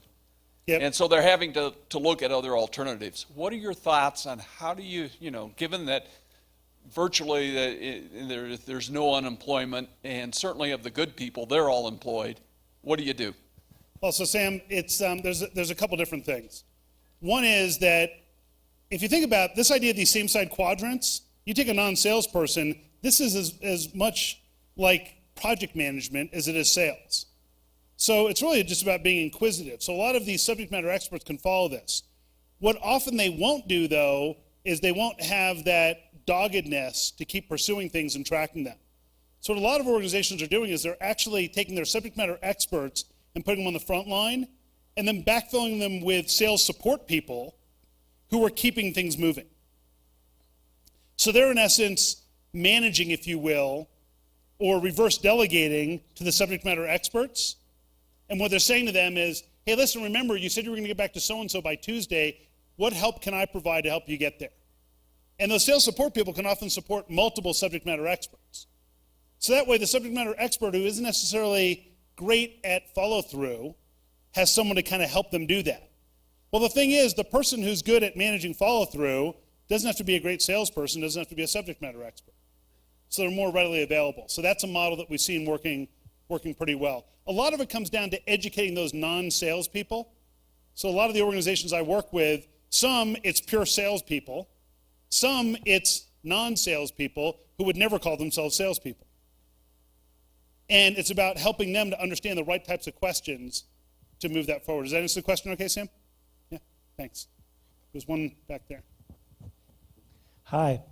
Hi. We have a great deal of materials that we use to help educate people in our industry and all that, to sort of give them background. We definitely have one of those product sets that the average person on the street doesn't really understand.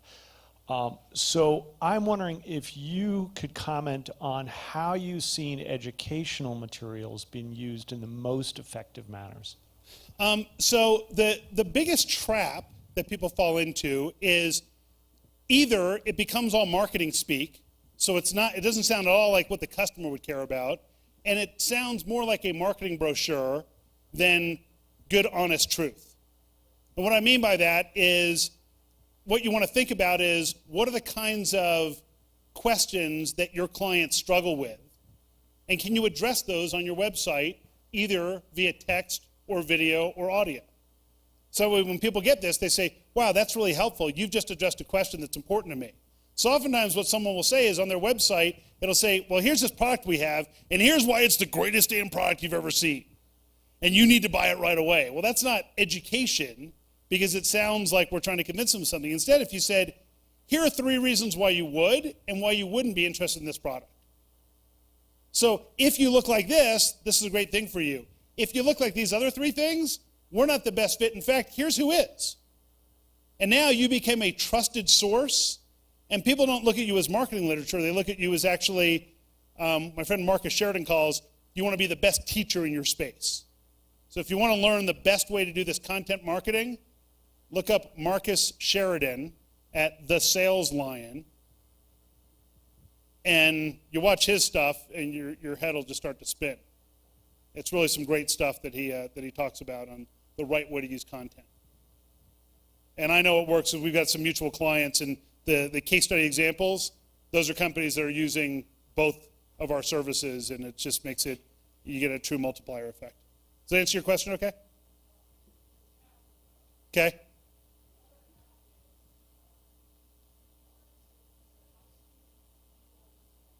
Well, we got a microphone for you. That way you'll be able to talk tomorrow. Well, I got no trouble yelling. Yeah.